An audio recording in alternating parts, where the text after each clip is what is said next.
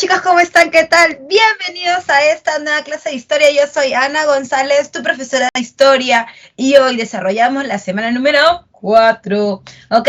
Vamos entonces rapidito, vamos a saludar a toda la gente. Por ahí me saluda Aisha. Ay, ahí me ha mandado un videito que ahorita lo veo, un GIF creo que es.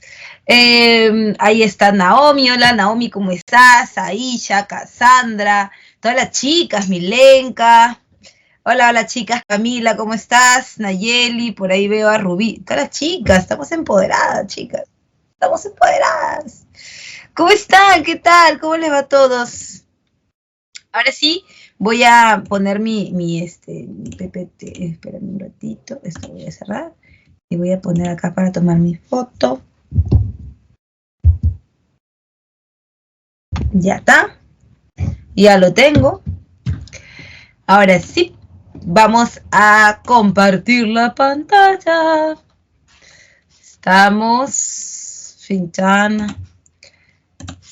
perto. Perto. Ya.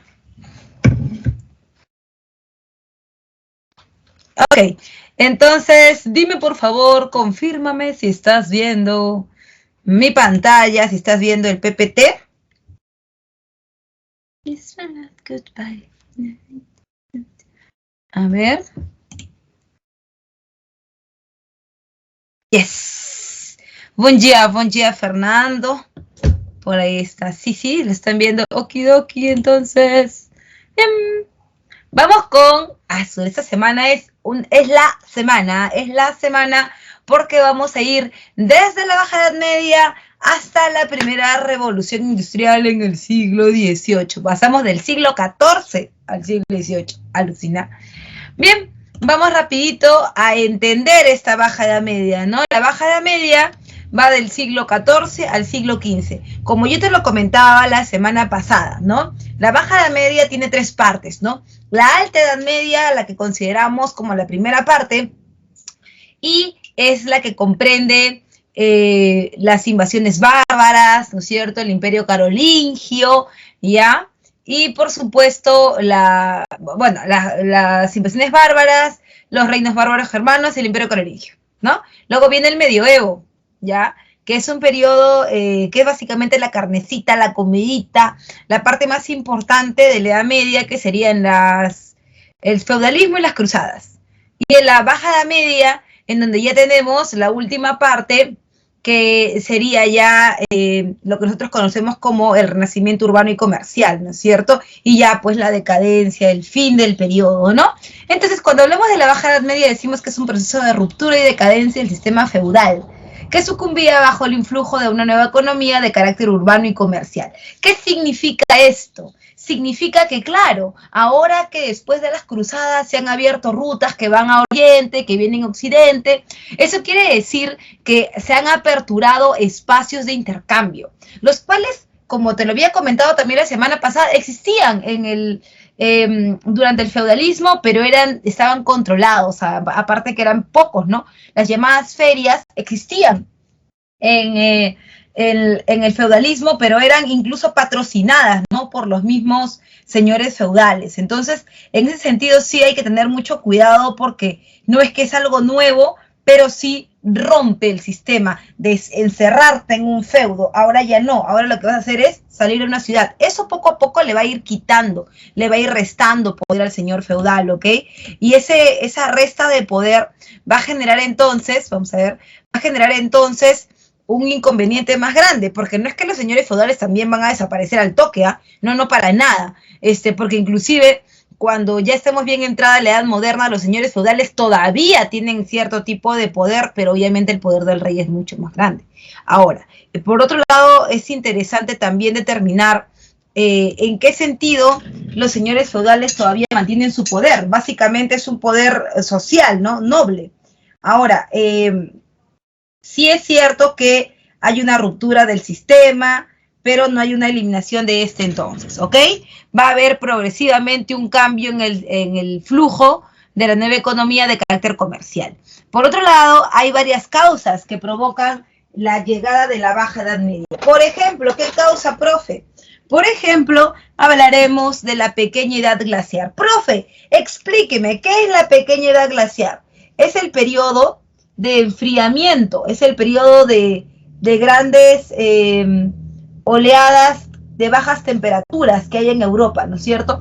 Esto tú lo vas a encontrar varias veces, no es la única vez que lo vas a encontrar, ¿no? En Europa es común y es por eso que la relación entre ellos y Oriente siempre se hace notar, ¿no? Porque siempre aparece la necesidad de traer productos de Oriente porque ellos por lo general se quedan siempre sin abastecimiento. Entonces, esta pequeña edad glaciar es la época en la que hace tanto frío en Europa que las cosechas son malas, y si las cosechas sobre todo de trigo, ¿no? Que son muy importantes para el pan, que es el elemento básico de la alimentación de los europeos, como cuando este edad glaciar llega, es obvio que las cosechas no son buenas, y si las cosechas no son buenas, el precio del pan sube, el precio de la harina sube, y esto provoca entonces cambios, o lo compras en otro lado, o sea, te vas a Oriente a comprarlo, o mueres de hambre, ¿no? Entonces, en ese sentido,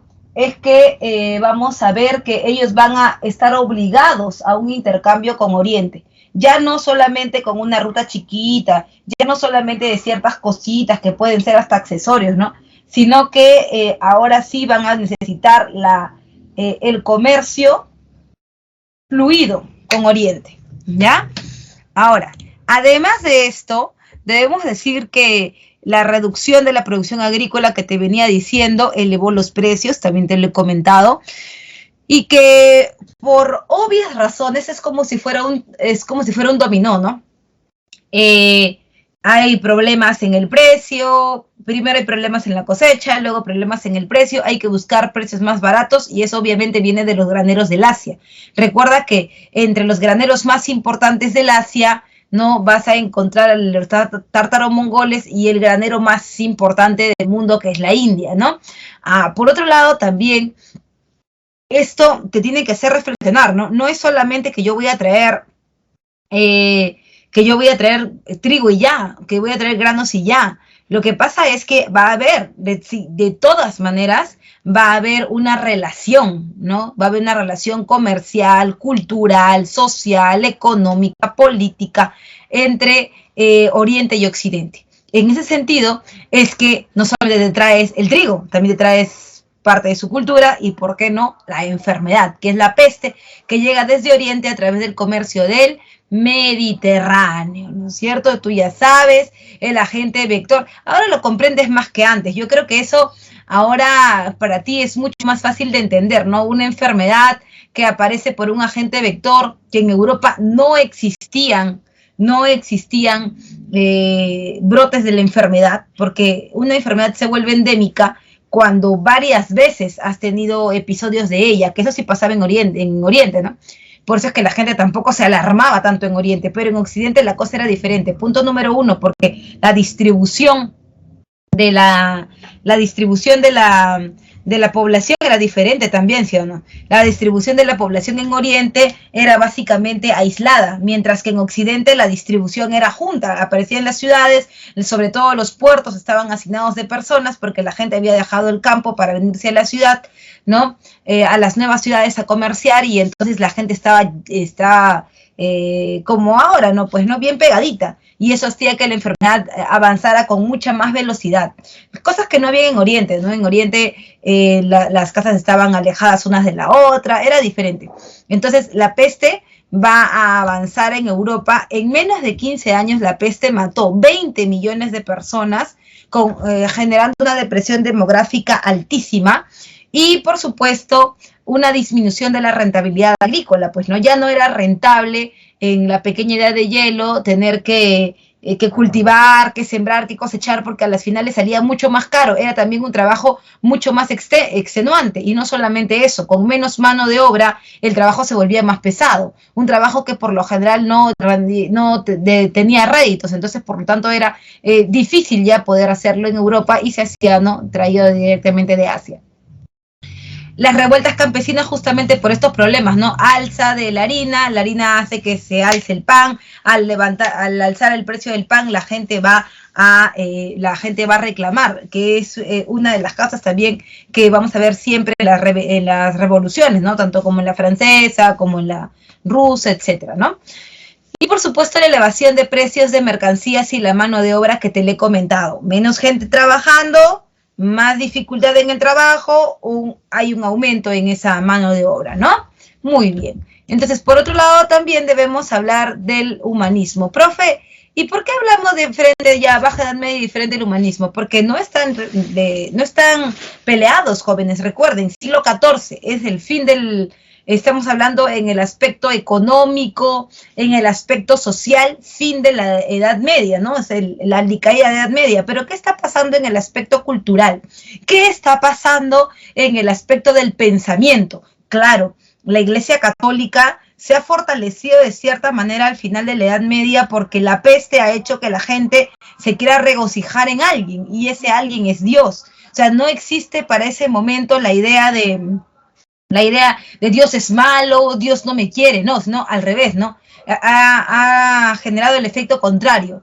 Yo soy malo, Dios me está castigando, ¿no? Yo soy malo, entonces yo tengo que ir un poco más hacia Él. Entonces, esa absorción nuevamente de poder de la Iglesia Católica comienza a asustar, ¿no? En gran parte también a los burgueses, porque los burgueses, si bien es cierto, no están en contra de la Iglesia Católica, tienen algunas cosas que denunciarle, ¿no? Porque la Iglesia Católica te constriñe, la Iglesia Católica te limita en muchas cosas y la burguesía es libertad, ¿no? Económica, social, política, ¿ya? Es la semilla. Entonces, en ese contexto nace el humanismo, pero no solo ahí, sino que también hay que darnos cuenta que así como llega el trigo, así como llega la cebada de otros lados del mundo, en este caso de Oriente, también el pensamiento llega de Oriente. No podemos pensar en que solamente vamos a compartir el producto y ya, sino que en este periodo vamos a encontrar el humanismo que técnicamente es un movimiento intelectual burgués de corte literario y filosófico, ¿no?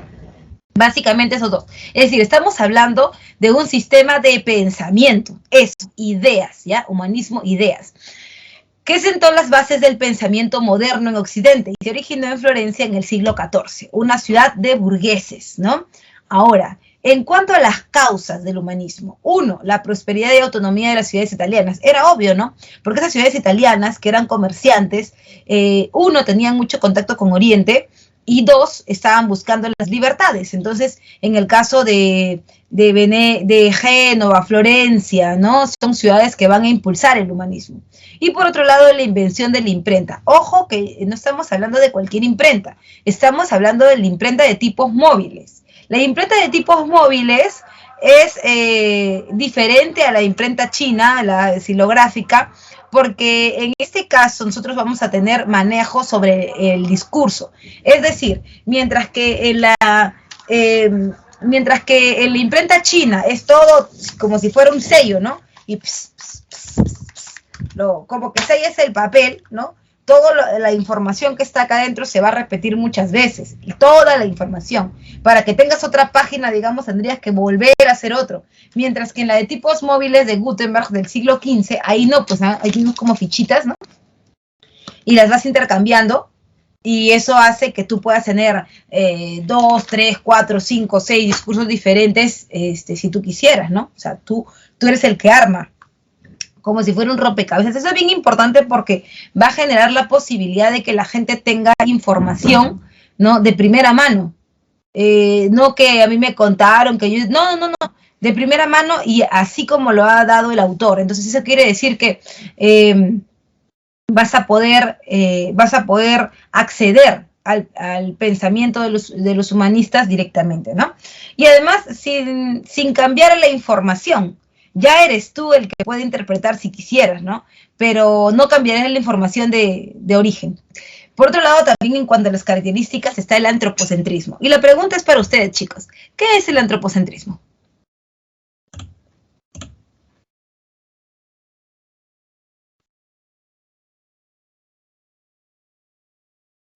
Ah, pero lo que pasa es que, claro, el agente vector, por acá me dice Frank, el agente vector, por supuesto, ¿no? El agente vector es la pulga, pero el huésped es la rata, pues. Porque las pulgas no llegan solas, ¿no? Cuando, para responder primero a la pregunta de Frank, sí, el agente vector tiene un huésped, y ese huésped es la rata, ¿no? Cuando los barcos llegan con grano a los puertos de las ciudades como Florencia, por ejemplo, las ciudades italianas, no es que las pulgas llegan solas, las pulgas llegan sobre las ratas, y las ratas son las que se proliferan dentro de la embarcación, porque en realidad las ratas están dentro de la embarcación no porque se puedan meter en cualquier lado, sino porque justamente cargan grano, ¿no? Y donde está el grano, la semilla, ahí están los roedores. Entonces, es una cadena importante. No podemos decir, la que transmite la enfermedad es la pulga. Sí, pues es el agente vector, ¿no? Pero necesita todo el proceso para poder llegar. Si no, es como, ¿cómo llegarían? ¿Cómo se transmitirían, no? Es un poco difícil. Sobre todo porque es una infección que viene por el mar, ¿no? Sí, y también tomando en cuenta que no solamente son ellas, sino que las embarcaciones vienen no solo llenas de producto, sino también vienen llenas de gente, ¿no? Los marineros que vienen trayendo los cargamentos, ¿no? Y ahí es donde comienza el problema, ¿no? Las pulgas tienen como huésped a las ratas, saltan a los cuerpos humanos, están entre ellos, se contagian, ¿no? También el poco aseo es muy importante porque para la época todavía las ideas de Oriente, de aseo, de salud, todavía no llegan con mucha fuerza. Eso va a ser después, ¿no? Entonces, normalmente los europeos se bañan una vez cada 2 meses y con todo y ropa todavía mantienen las ideas de la Edad Media, ¿no? Entonces, es un problema complejo que tiene que ver con la salud, con un problema de salud pública, ¿no? De salud en general. Y sí tienes razón, las pulgas son las que transmiten, pero como te digo, pasan por todo ese proceso, ¿no? Por otro lado, también les preguntaba, ¿no? ¿Qué es el antropocentrismo? Y la gente respondía súper bien y decía, se enfoca en el hombre como centro de todo, el hombre es el centro de todo, ya, pero ese ser hombre como centro de todo significa que lo más importante es estudiar cuáles son los problemas del hombre. Eso es lo más importante, ¿no? Estudiarlo en todos sus aspectos.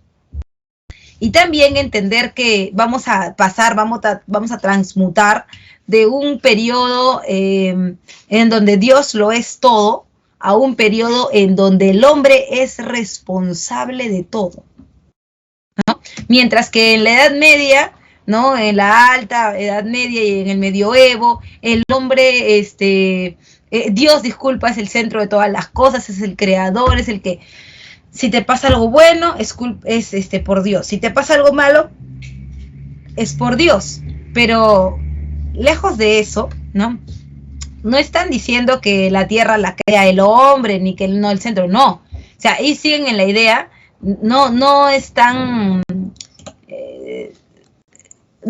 rechazando la idea de Dios. Lo que sí está pasando es que están reformulando cómo esto se transmite a los seres humanos, ¿no?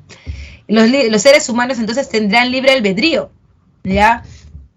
O sea, podrán ellos mismos determinar qué es lo bueno y qué es lo malo. Si me pasa algo bueno es porque yo hice esto. Tiene causas, tiene consecuencias.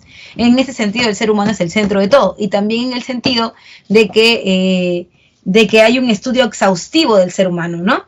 Por otro lado, también aparece el individualismo. Ese es un concepto bien interesante y muy importante en el sentido de que ya no estamos hablando de el pueblo, la masa, no, sino que cuando individualizamos al ser humano, también individualizamos los problemas, las causas, las consecuencias. Tú lo hiciste, fue por ti. Tú, Pepito, hiciste algo mal. Tú, María, hiciste algo bien. Entonces, existe la posibilidad de reconocer los elementos en cada persona, ¿no? Y ya no, Dios quiere al pueblo, Dios quiere a sus hijos. Pero, ¿cuáles sus hijos? ¿Quién? ¿De quién me estás hablando? ¿Del que sabe más, del que sabe menos, del que es más solidario, del que es menos solidario? ¿De quién me estás hablando, no?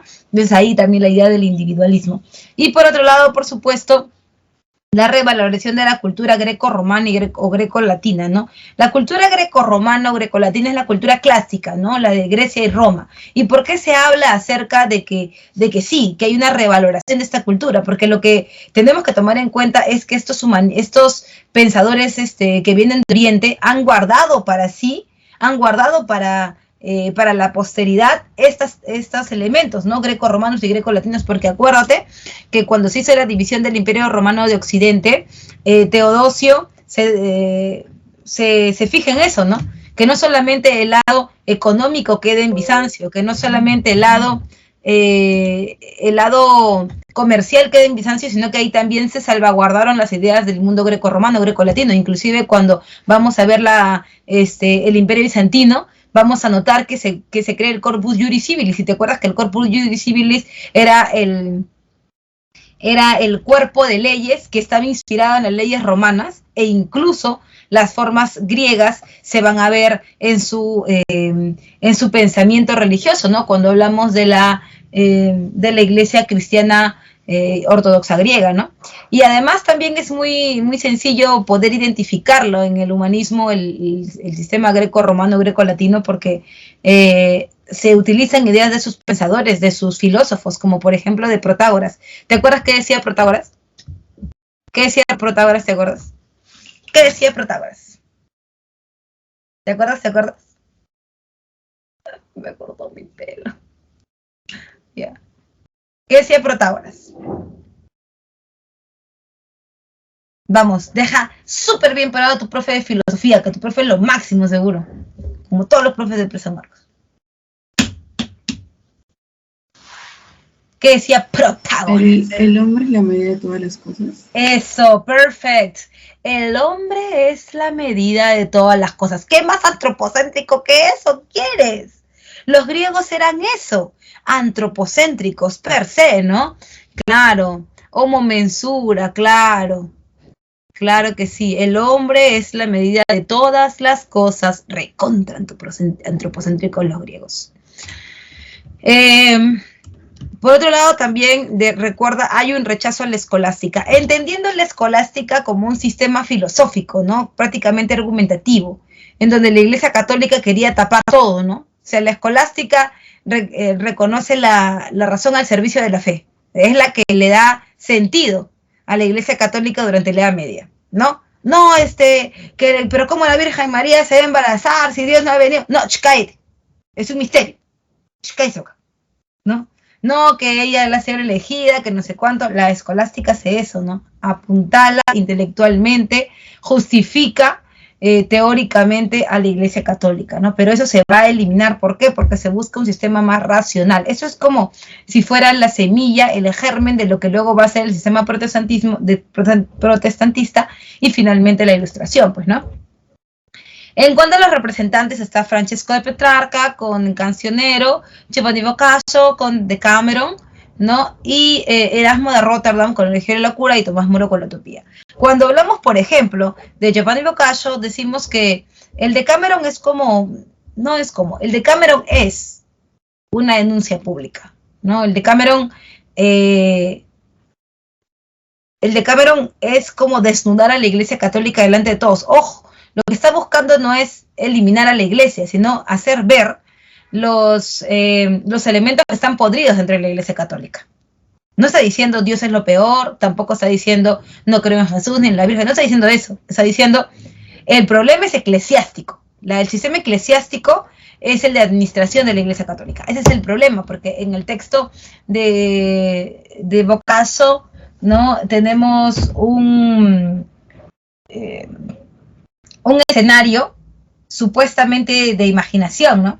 Un escenario que es un monasterio en donde hay curas que fornican con monjas, monjas que abortan, curas que beben hasta desmayar. Entonces, eso que todo el mundo sabía que pasaba, Giovanni Boccaccio lo pone como imaginativo en un texto. La Iglesia Católica obviamente salta hasta el techo y dice, ¿cómo es posible que se venga a decirnos estas cosas, a llamarnos unos tales por cual, morales, ¿cómo es posible? Que no sé cuánto. Y Boccaccio le dice, oye, aguanta, pero o sea, ¿qué está pasando? De hecho, no sé qué está pasando. Yo nunca he dicho que la Iglesia Católica como que ustedes sean, ¿no? Yo nunca, ¿quién ha dicho? No, ese es un texto que a mí se me ocurrió en mi imaginación.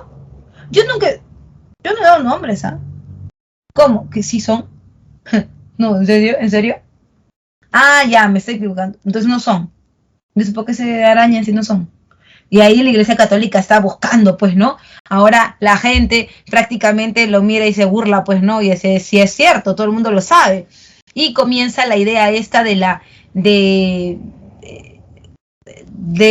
indagar, de dudar de la Iglesia Católica, ¿no? Que se va gestando hasta bien entrado el siglo XVIII. Seguimos y hablamos entonces ahora del Renacimiento. Cuando hablamos del Renacimiento decimos que esto es como una consecuencia, ¿no? Entre el siglo XV y el siglo XVI el Renacimiento pone en práctica las ideas del humanismo. Es decir, trata de llevar, ¿no? De llevar a la vida real lo que el humanismo pensaba. Y ahí está claro que es un movimiento de renovación cultural que surge en Italia y se desarrolla en Europa Occidental, abarcando principalmente las artes plásticas. Principalmente las artes plásticas, porque tenemos otros espacios como por ejemplo la ciencia con Leonardo da Vinci, que vamos a ver en un ratito, ¿no? O sea, no es que el Renacimiento solamente pone en práctica, ya voy a pintar, voy a hacer escultura, no, sino que existen medios, espacios donde es también importante relevar, ¿no? Su participación. Por otro lado, también entre las causas está la acción de los mecenas y donde sobresalen los Medici. La pregunta es, ¿quiénes son los mecenas? ¿Qué son? ¿Qué es un mecenas? Antes de quiénes. ¿Qué es un mecenas? Antes de decir quién, decimos qué. ¿Qué es un mecenas? A ver. ¿Qué es? ¿Qué es? No quién es, sino qué es.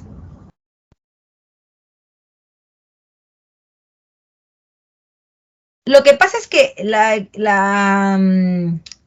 llegada de los turcos otomanos para 1453 es un poquito tardía, pero es importante porque ellos también traen su cultura, también influencian, no solamente en las artes, no, sobre todo en la medicina, sobre todo en las ciencias, ¿no? En la matemática, en el álgebra, en la medicina. Es importante para el humanismo.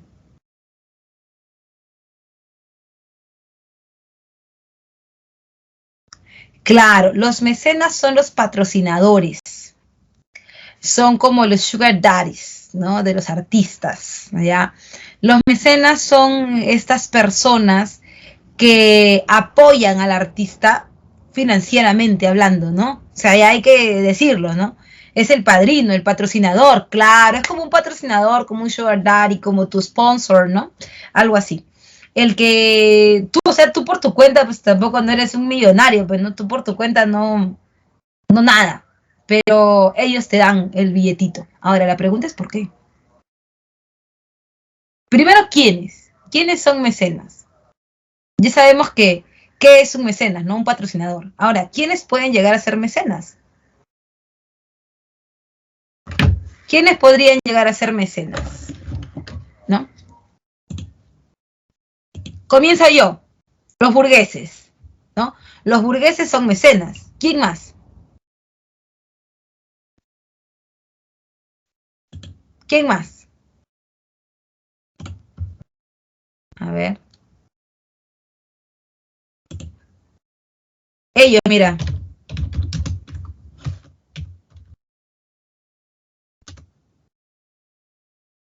Los reyes y los papas. Uy, me faltó ahí. Ya, los reyes y los papas. Ahora, la pregunta cae de madura. Profe, ya me movió el cerebro ya. Yo entendía con burgueses, pero con reyes y con papas no entiendo. No entiendo por qué ellos están buscando a patrocinar a alguien, sobre todo los papas, profe.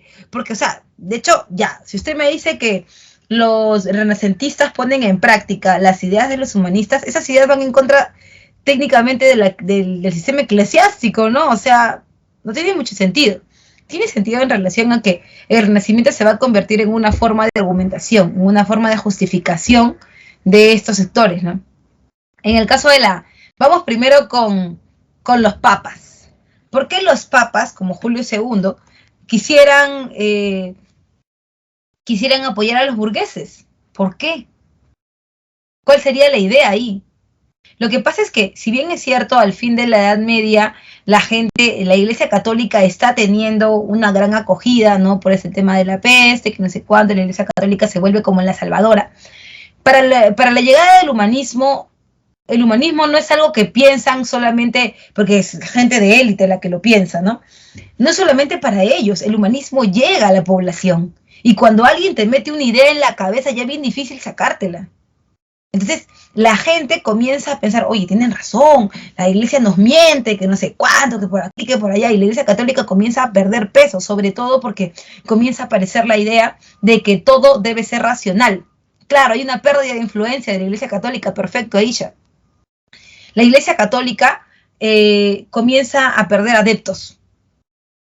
¿Tienes Dios? Ah, ya. A ver, ¿quién es?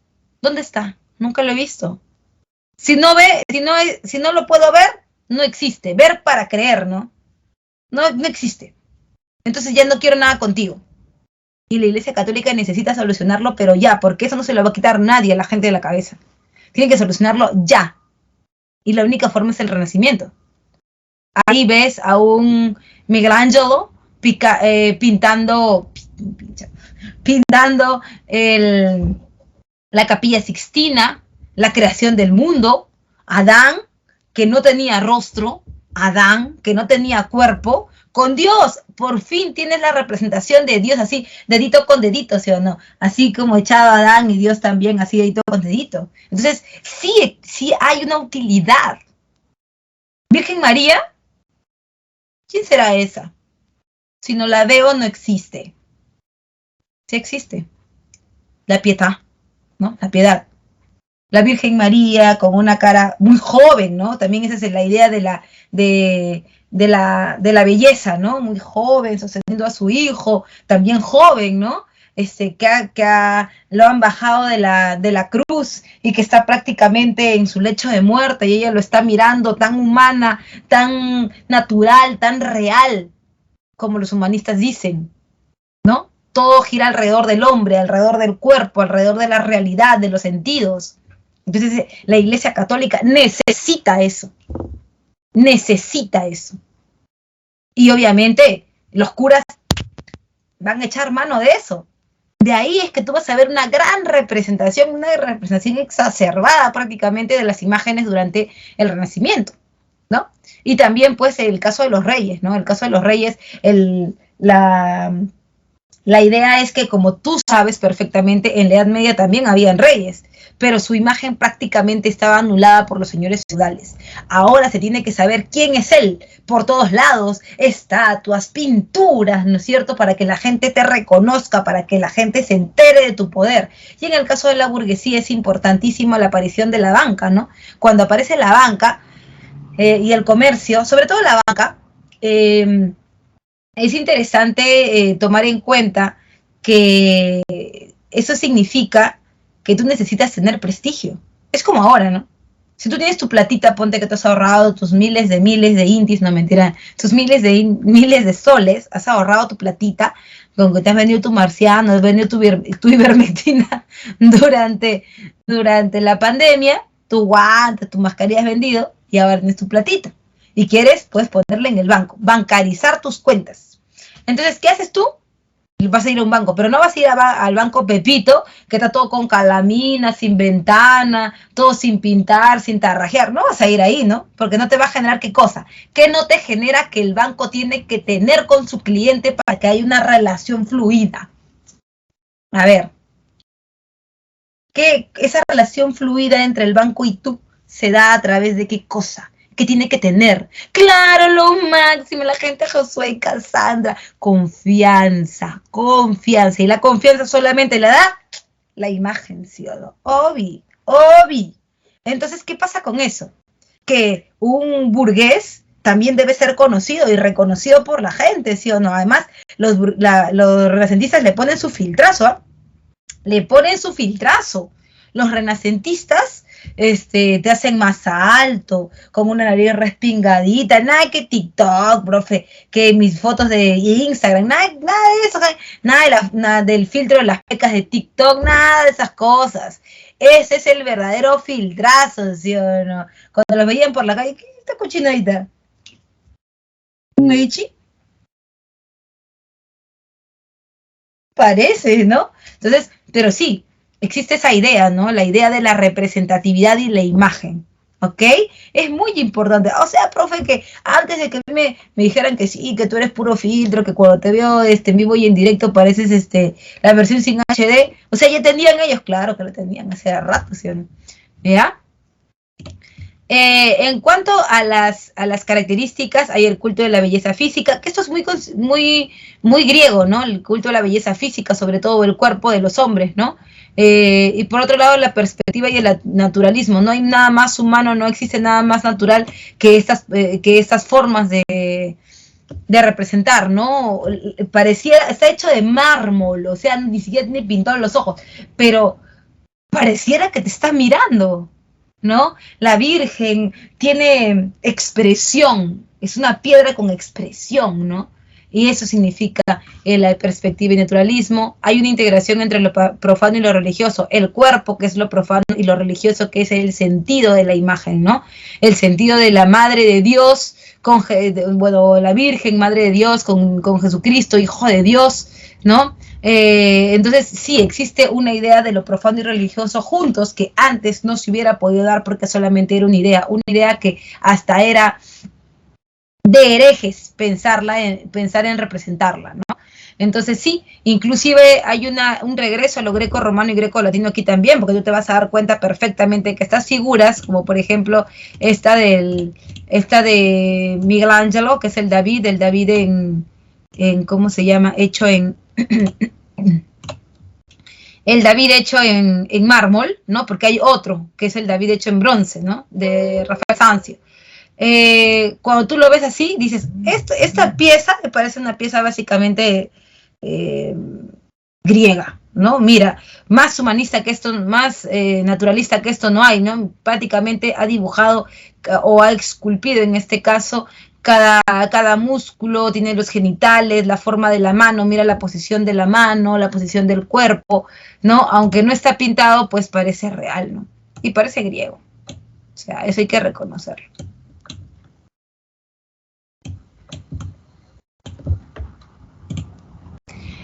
Ahora, hasta ahí todo bien, todo claro, chicos. ¿Hay alguna pregunta, alguna duda, alguna consulta, algo que no te haya quedado claro? Déjamelo saber, por favor, en el chat para seguir avanzando. Hoy tenemos muchas cosas que hacer.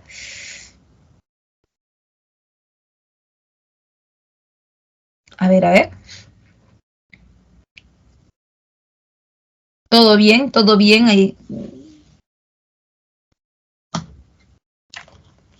Justamente lo que estaba comentando Aisha, ¿no? La idea de que se vea muy humano, muy natural, muy fluido, ¿no?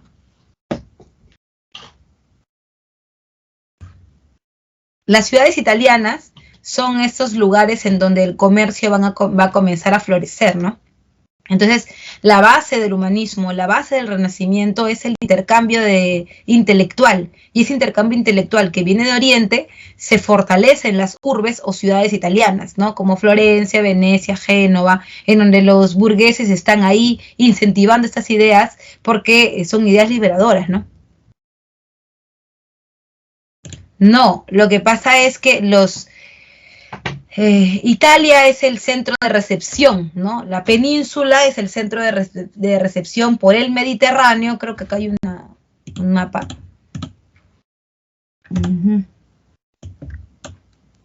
Ya. Si te das cuenta, mira, vamos a ver, si venimos por el Mediterráneo, ¿no? Si venimos desde Constantinopla, del Imperio Turco, venimos por el Mediterráneo y son esas ciudades como Florencia, Venecia, por el Mediterráneo, las que van a ser a las que se llegan con estas embarcaciones, ¿no?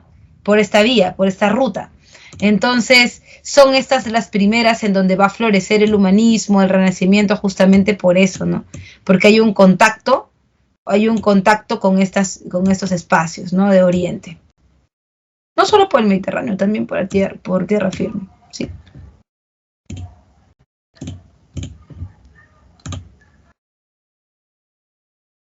Ok, entonces seguimos, ok, seguimos. Dice, profesora, le cuento en cuanto a los burgueses y el banco, ellos financiaron a las personas. No financian a nadie. No financian a nadie. O sea, si tú vas a poner tu plata ahí, bacán. Si vas a hacer negocios con ellos, bacán. Pero que ellos financien otras cosas, no. Ni siquiera los viajes de exploración después, ¿no? No. A ellos lo que les importa es un negocio nomás. Si les sirve para su negocio, bacán. Y si no, no. En este caso solamente los humanistas, los renacentistas, ¿no? Listo. Por otro lado, recuerda, está la Reforma Protestante. Cuando hablamos de la Reforma Protestante decimos, bueno, en el siglo XVI, decimos que fue un movimiento de renovación religiosa. Ojo, no te están diciendo tampoco que quieren eliminar a la iglesia, que les apesta a Dios, que quieren formar otra religión. No están diciendo eso. Están diciendo que la Iglesia Católica por dentro tiene demasiadas dificultades. Dificultades que se han ido viendo desde el humanismo, porque Giovanni Boccaccio ya les ha denunciado. Bajo estas ideas, ¿no?, del humanismo y luego del Renacimiento, es que los protestantes van a gestar una nueva forma de pensar. No están, solamente quieren arreglar ciertas cosas dentro de la Iglesia Católica que están generando corrupción. Esa misma corrupción que no debería alcanzar el sistema eclesiástico en la medida en que son el reflejo de Dios. Finalmente, lo que ellos están queriendo es como que limpiar la iglesia y dejarla como se supone debería ser, ¿no? Para esto tenemos, por ejemplo, algunas causas de este movimiento que busca corregir la corrupción de la iglesia y que surge en Alemania en el siglo XVI. Por ejemplo, tenemos las ideas, la crítica humanista en Europa que te estaba comentando, ¿no? Esto ya no nace con ellos, esto nace con los humanistas, con Boccaccio, con Tomás Moro, ¿no?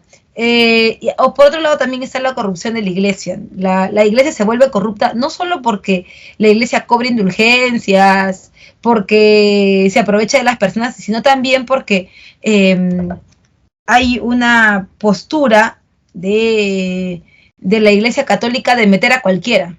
O sea, ya, tú eres el hijo de tal persona que tiene plata, ven para acá, tú vas a ser cura, pero si ni siquiera ha hecho estudios, no ha ido a la academia, ¿no? La academia es el lugar en donde se van a gestar las ideas teóricas, ¿no? Que luego van a pasar a ser los seminarios. Entonces, no existe una preparación, no existe una base que diga, tú tienes más conocimiento religioso que yo. Simplemente lo ponen y ya. Eso tampoco les gusta mucho, ¿no? A algunas personas dentro de la Iglesia Católica, y no es dentro de la Iglesia Católica, porque Lutero estaba dentro de la Iglesia Católica, y no respondía a las expectativas, ¿no? O sea, ¿tú quién eres para que yo pueda creer que tú estás más cerca de Dios que yo, solo porque tienes plata? O sea que porque tu papá tiene dinero para pagarle al obispo, al arzobispo, para que tú seas un cura de clase alta, o sea, un cura de mediano poder, solo por eso no tiene sentido, ¿no? Por otro lado, también está la excesiva riqueza eclesiástica. Efectivamente, la Iglesia Católica se llenaba de dinero, no solamente porque vendían indulgencias o porque los reyes aportaban a sus servicios, sino porque existía esto, ¿no? La compra y la venta de espacios dentro de la Iglesia Católica, como por ejemplo, no solamente en el espacio masculino, sino también en el femenino, ¿no? Los conventos, por ejemplo, había monjas de velo negro, monjas de velo blanco, y no necesariamente habían llegado a esos espacios porque ellas tenían mucho tiempo, experiencia, ¿no? Relación con Dios, no. Muchas de ellas llegaban a esos espacios de dominación solo por su dinero. Eso vamos a verlo mucho en el siglo XVI, XVII en el Perú, ¿no? Que sobre todo XVI, finales del XVI y comienzos del XVII, muchas mujeres de familias muy importantes que están ahí porque no se quieren casar o porque todavía no ha llegado el momento de hacerlo, no porque ellas no quieran, sino porque su familia no las quiere casar todavía, porque están buscando un buen partido y las van a meter al convento. En el convento van a llegar a ser monjas de velo blanco, monjas de velo negro, mujeres con mucho poder, ¿no? Pero no porque ellas quieren estar ahí, y tampoco porque tengan vocación, y tampoco porque tengan conocimiento, sino básicamente porque eso da prestigio a su familia y obviamente la Iglesia Católica lo aprovecha, ¿no? Mujeres que entran, monjas de velo blanco, de velo negro, que entran con esclavas, que entran con indias a su servicio, ¿no? Entonces, ¿de qué estamos hablando? ¿De un negocio? ¿De eso estamos hablando? Eso es lo que apunta Lutero, ¿no? Por otro lado, también el detonante es el momento en el que el Papa León X generalizó la venta de las indulgencias, ¿no? ¿Qué es una indulgencia? ¿Qué es una indulgencia? A ver, te leo. ¿Qué es una indulgencia?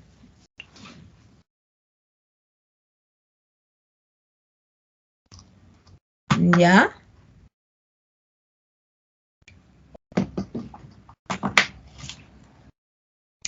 ¿Ya? A ver, sigue escribiendo nomás. Tú ya sabes que acá en el salón, o sea, de hecho estamos entre amigos, ¿no? O sea, normal. Lo que tú pienses tampoco está mal, por si acaso, ¿eh? Siempre es como la reforma protestante, ¿no? Siempre se puede mejorar. A ver.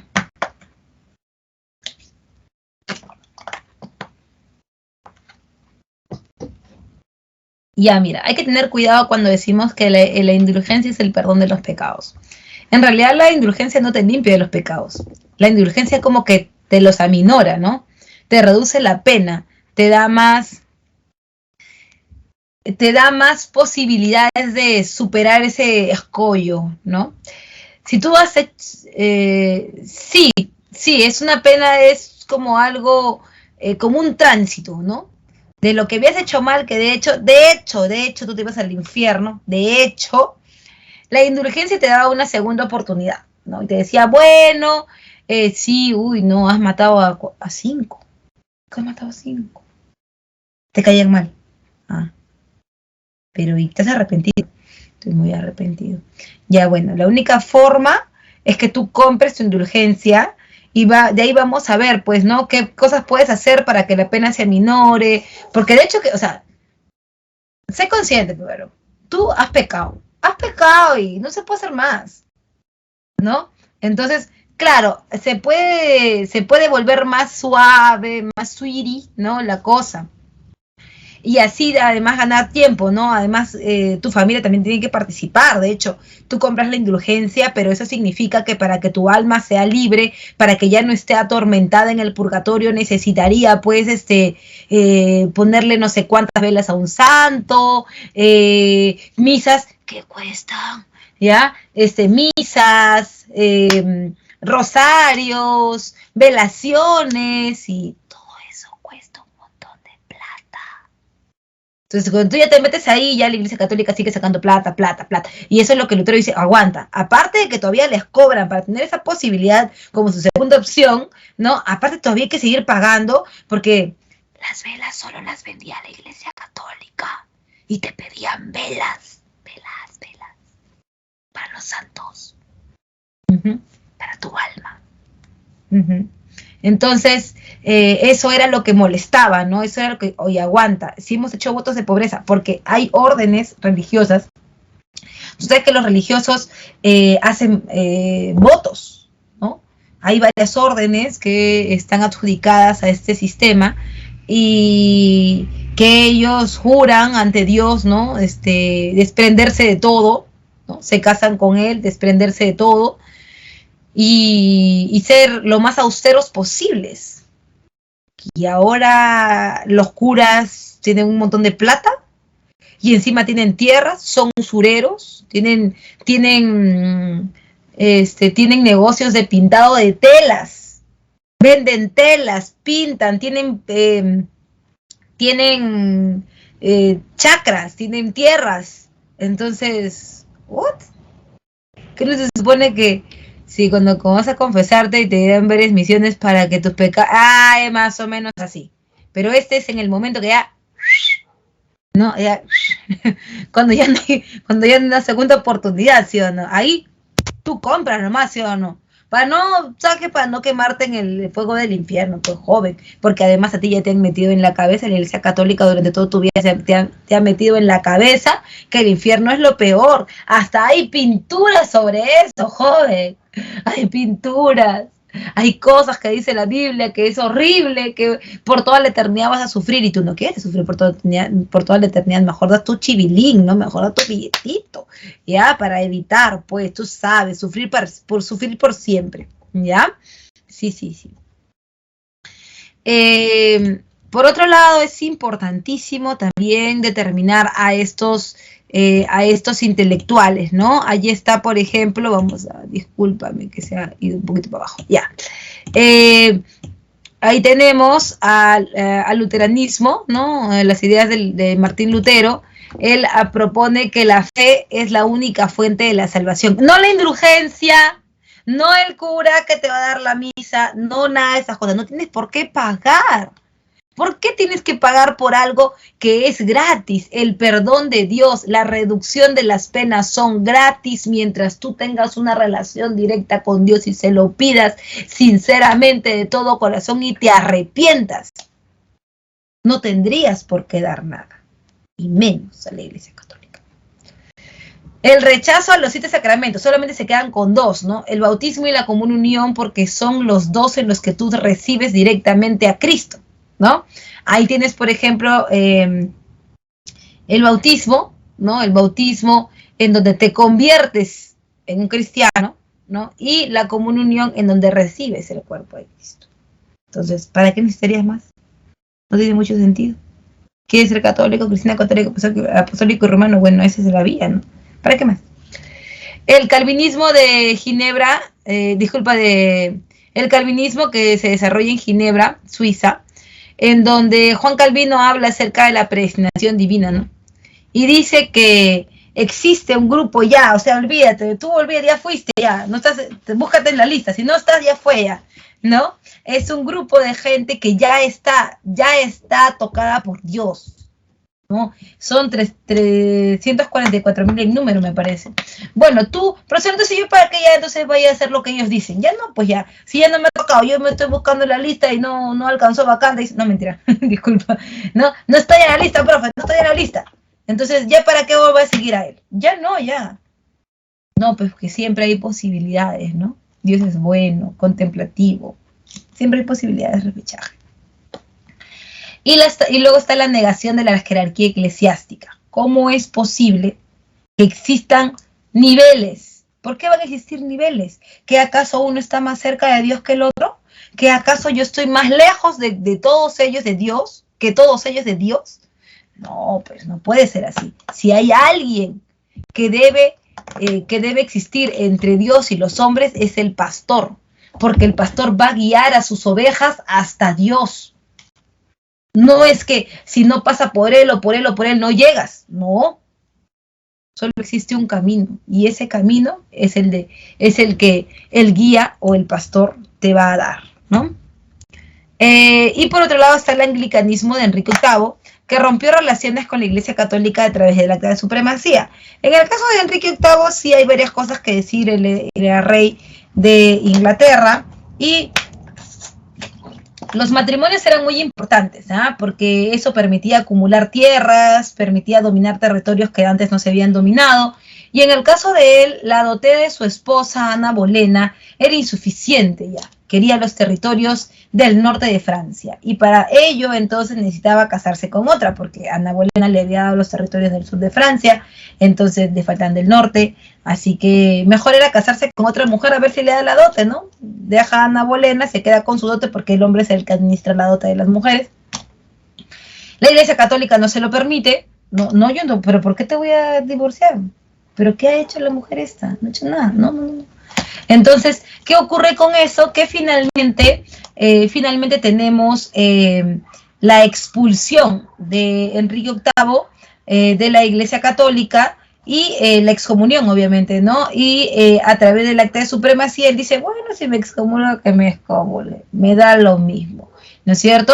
Y él crea su propia iglesia. Ahora, profesor, ¿eso se podía hacer? Sí se podía hacer, porque en la Reforma Protestante se van a llevar a cabo enfrentamientos, ¿no? Enfrentamientos entre los que estaban a favor y los que estaban en contra de la reforma. O sea, claro que él se adelanta un poco, ¿no?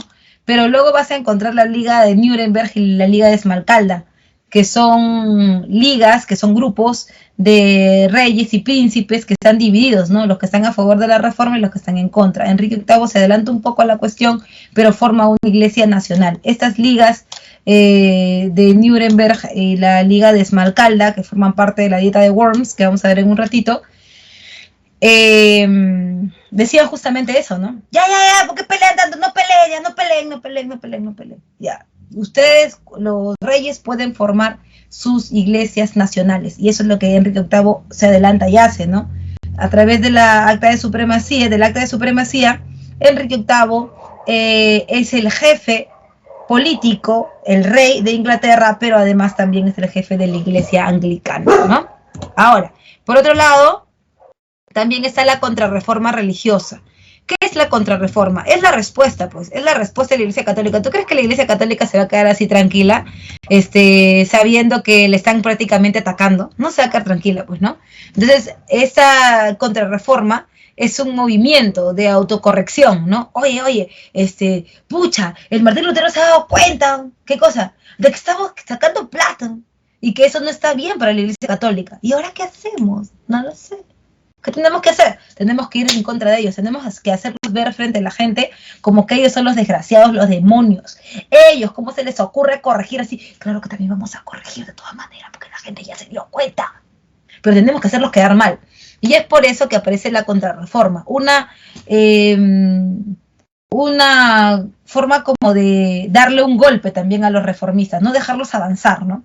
Hay muchas cosas en juego para dejarlos avanzar, ¿no? O sea, si sus ideas avanzan, si la gente comienza a comprender sus ideas, se daría la Iglesia Católica de bruces, ¿no? Porque perdería ciertos espacios, ya que sus justificaciones, sus ideas caerían como una papa, ¿no? Porque le han dado un batazo los reformistas. En cuanto a la contrarreforma, es un movimiento de autocorrección y renovación de la Iglesia Católica para frenar la expansión del protestantismo. Eso es lo que busca, frenarla. Mira, esta imagen que tú ves acá, sin chequear esto, no lo chequees, ya lo viste, pero no lo chequees. Ya. Esta imagen, ¿quién crees que es? Esta cabeza que está acá.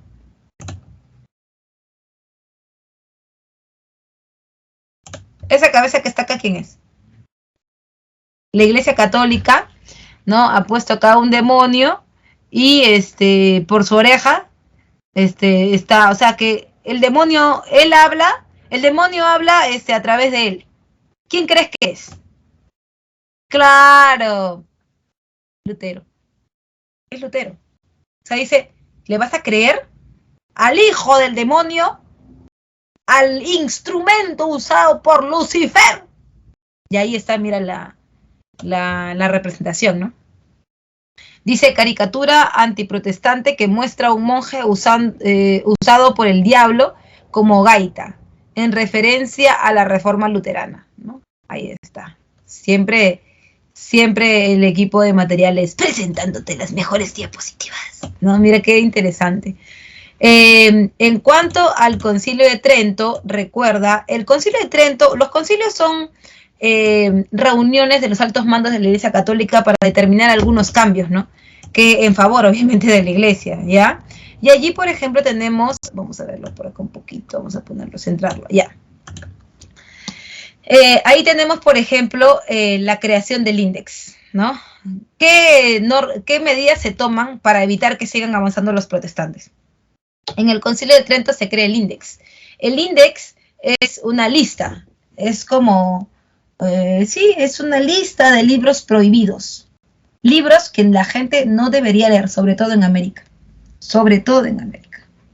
Porque ya para el siglo XVI, o sea, la segunda parte del XVI, ya están acá, o sea, para las expediciones de Pizarro al Tahuantinsuyo son del 24 al 26, o sea, el primer viaje, ¿no?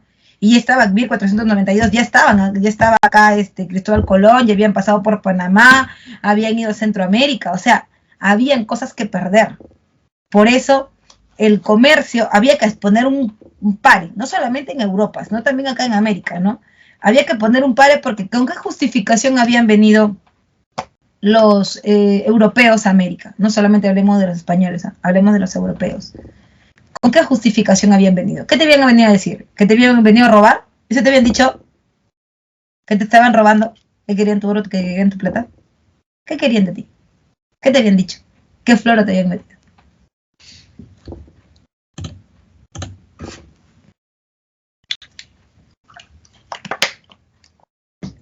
No eran apócrifos. No había ninguna falsedad en ellos. Solo que la Iglesia Católica los hacía ver como que no, eso no deben leer, son cosas malas. Claro, lo que había venido la Iglesia Católica a decirte, te había metido un floro de que sí, que ellos habían venido a evangelizar, porque ellos habían sido tocados por Dios y Dios les había dicho que tenían que venir a salvarte, ¿no? Porque a salvar tu alma, porque eso es lo más importante. El cuerpo no es importante, lo importante es el alma. Y tú eras una de las 12 tribus de Israel que había perdido el camino. De ahí es que los pescaditos, los israelitas, hablan, ¿no? De que nosotros el ombligo del mundo, que también que aquí nació la civilización, no sé cuántas tonterías. Ya, pero la Iglesia Católica dice eso. Dice que tú eres una de las 12 tribus de Israel que ha perdido el camino. Tú no eres malo. Tú no eres o sea, tú indio, no lo toques al indio, no lo toques. ¿Por qué? ¿Por qué? El indio es un ser humano. ¿Es un ser humano? Sí, es un ser humano, pero menor de edad. Por eso estoy yo, para cuidarlo. Ah, entonces por eso lo vas a evangelizar. Obi. ¿Sí o no, indio? Tú cállate la boca. Además, mira, él tiene un montón de cosas que no sabe usar. Dios le ha dado cuántas bendiciones. Le ha dado oro, le ha dado plata, le ha dado piedras. ¿Qué más le ha dado? Piedras preciosas, perlas también le ha dado. Entonces, yo tengo que cuidar porque él no sabe. Él se puede dejar llevar por el demonio. Sí, se estaba dejando llevar. Sí, claro. Tiene, ¿sí o no? Tiene un montón de dioses que son profanos. Ese es un idólatra. Entonces, esa es la idea. Ahora, ellos están queriendo ser intermediarios de Dios con nosotros. Pero, ¿qué no se supone que Lutero decía que no debía haber intermediarios entre Dios y nosotros? Y lo mismo Calvino, ¿no? Esa idea de intermediarios, de que hay un cura, un obispo, un arzobispo, un cardenal, no debería ser. Y ellos lo explican, que si tú abres tu corazón a Dios, entonces él y tú son una sola cosa. Tú puedes escucharlo. ¿Para qué quieres a los curas? ¿Para qué quieres a la corona española? No necesitas. Para evitar eso es que mejor hay que hacer el índex, pues.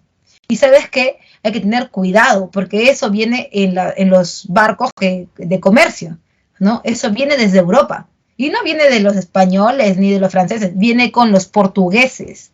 Porque los portugueses, que tienen contacto también con Oriente, por lo general no son católicos. Los portugueses, comerciantes, médicos, por lo general son judíos. Y ellos traen estos textos. Lo traen. Porque el gran problema no es Dios. El gran problema aquí es cómo lo vas a... cómo estás llevando esto, cómo estás evangelizando, qué les estás diciendo. Entonces, los judíos, que normalmente no son católicos, por eso no defienden a la Iglesia Católica, algunos sí son judíos marranos. O sea, son personas que se han bautizado al cristianismo, pero no practican. O sea, siguen manteniendo sus prácticas profanas, judaizantes. Entonces, ellos lo traen para ellos mismos, para sus bibliotecas, para compartirlo con otros, ¿no? Y eso es lo que la Iglesia Católica quiere frenar. Cada vez que se encuentra uno de esos libros de Calvino, de Lutero o de los humanistas, ¿no? Que si de Petrarca, que si de Giovanni Boccaccio, entonces ellos lo retienen, ¿no? Lo retienen con la idea de que esas ideas no pasen. Eso es un poquito difícil, pero logran frenarlo, no lo logran frenar, ¿no? Del todo, pero sí van a controlarlos. También se da la reafirmación de los 7 sacramentos, ¿no? La comunión, no, el bautismo, la comunión, la confirmación, el matrimonio, la unción de los enfermos, la orden sacerdotal, ¿no? Y por supuesto la implantación del tribunal del Santo Oficio. Ahora, Santo Oficio no es lo mismo que Inquisición. Inquisición viene desde la Edad Media. Esta Santo Oficio es una Inquisición pero remasterizada. No es la misma de la Edad Media, es una nueva. O sea, es la misma, pero mejorada, ¿ya? Remasterizada. Esta de acá no busca matar, busca simplemente perseguir y hacer confesar a los a aquellos que estén en contra de la Iglesia Católica, porque la idea era hacer como un cerco epidemiológico, pues, ¿no? Saber quién es quién, identificarlos para poder encerrar, para poder evitar que hablen, porque ya matarlos no se va a poder, pues, ¿no? Mira cuántos son, ya no se va a poder. Entonces, por eso es que la Inquisición, que ahora es Tribunal del Santo Oficio, lo que busca es castigar el alma, básicamente, ¿no? Y allí están, por ejemplo, sus torturas. La tortura no busca matarte. O sea, te ponen un pañuelo, ¿no? Bien adentro, hasta la garganta y te echan agua. Eso no es para matarte. Nadie te va a matar con eso. Pero tú sientes que te estás ahogando y en ese momento te dejan de echar agua. ¿Sí? Confiesa, dinos, ¿quién es? ¿Quién más es un judío marrano? ¿Quién más es un protestante? Claro, es como la Inquisición de Lima, perfecto. Esa es la que llega acá en Lima, ¿no? Después, tú, no voy a hablar. Ah, no vas a hablar. Otra vez. Ya, sí. Es que, escuchen, es fulano de tal y fulano de tal y fulano de tal. Muy bien, gracias, suéltalo. Por si acaso tienes un juicio con nosotros. Aparte que eso no es para todos. Santo Oficio no es para todos. Santo Oficio, Inquisición Santo Oficio, es solamente para los blancos. Acá en América, por ejemplo, ¿no? Es solamente para los blancos. Porque un indio no va a Santo Oficio. Un indio no está en los tribunales inquisitoriales. Un indio está en extirpación de idolatrías. Porque el indio no sabe que eso está mal. O sea, él recién está aprendiendo. Es otro sistema. Es otro protocolo.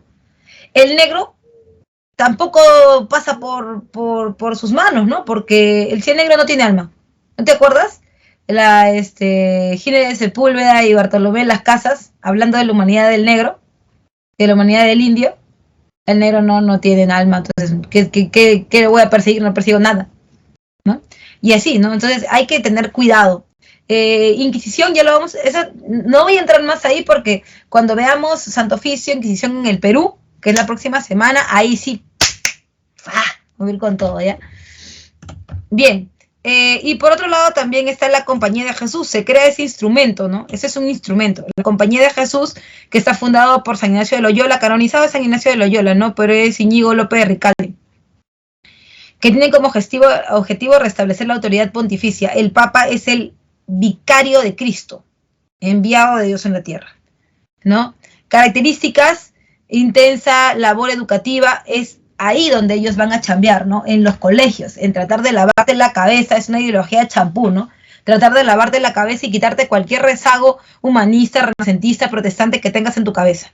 Sobre todo para la gente de élite, que son los que van a conducir los reinos, ¿no? Burgueses, sobre todo ellos, ¿no? Que creen mucho en estas ideas reformistas, humanistas, porque ellos lo han inspirado. Y por supuesto el voto de obediencia al Papa, que ellos son fieles al Papa, al Rey Naranjas, al Papa, ¿sí o no? Y lo que diga él se hace. Ahora, ¿todo bien hasta ahí? ¿Hay alguna duda, alguna consulta, algo que tú me quieras preguntar? ¿Vamos bien?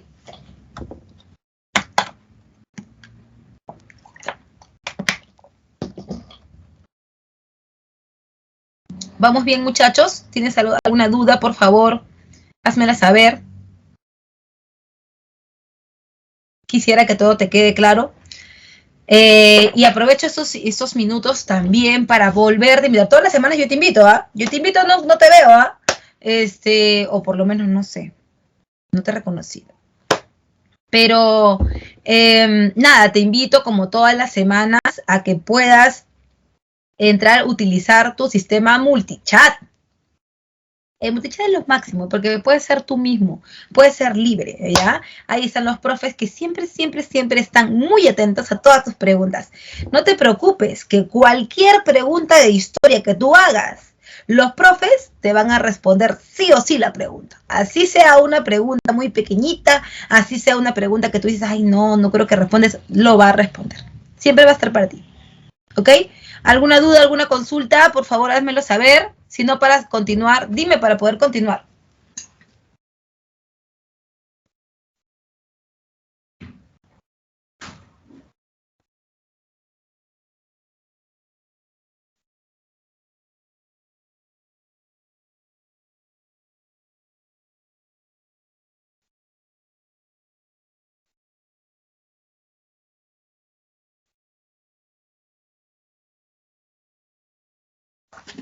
Todo claro, todo claro. Ya. Perfect. ¿Qué son las carmelitas descalzas? Las órdenes religiosas conventuales, que son las femeninas, son aquellas que acompañan a las órdenes masculinas y por lo general, en el caso de las carmelitas, los jesuitas son los que generan la administración de sus bienes, ¿no? Ustedes saben que las mujeres no pueden administrar, sean monjas, lo que sea, ellas no pueden administrar, siempre están adjudicadas a una orden religiosa masculina, que en este caso son los jesuitas, ¿no? Ellas digamos que son su anexión femenina.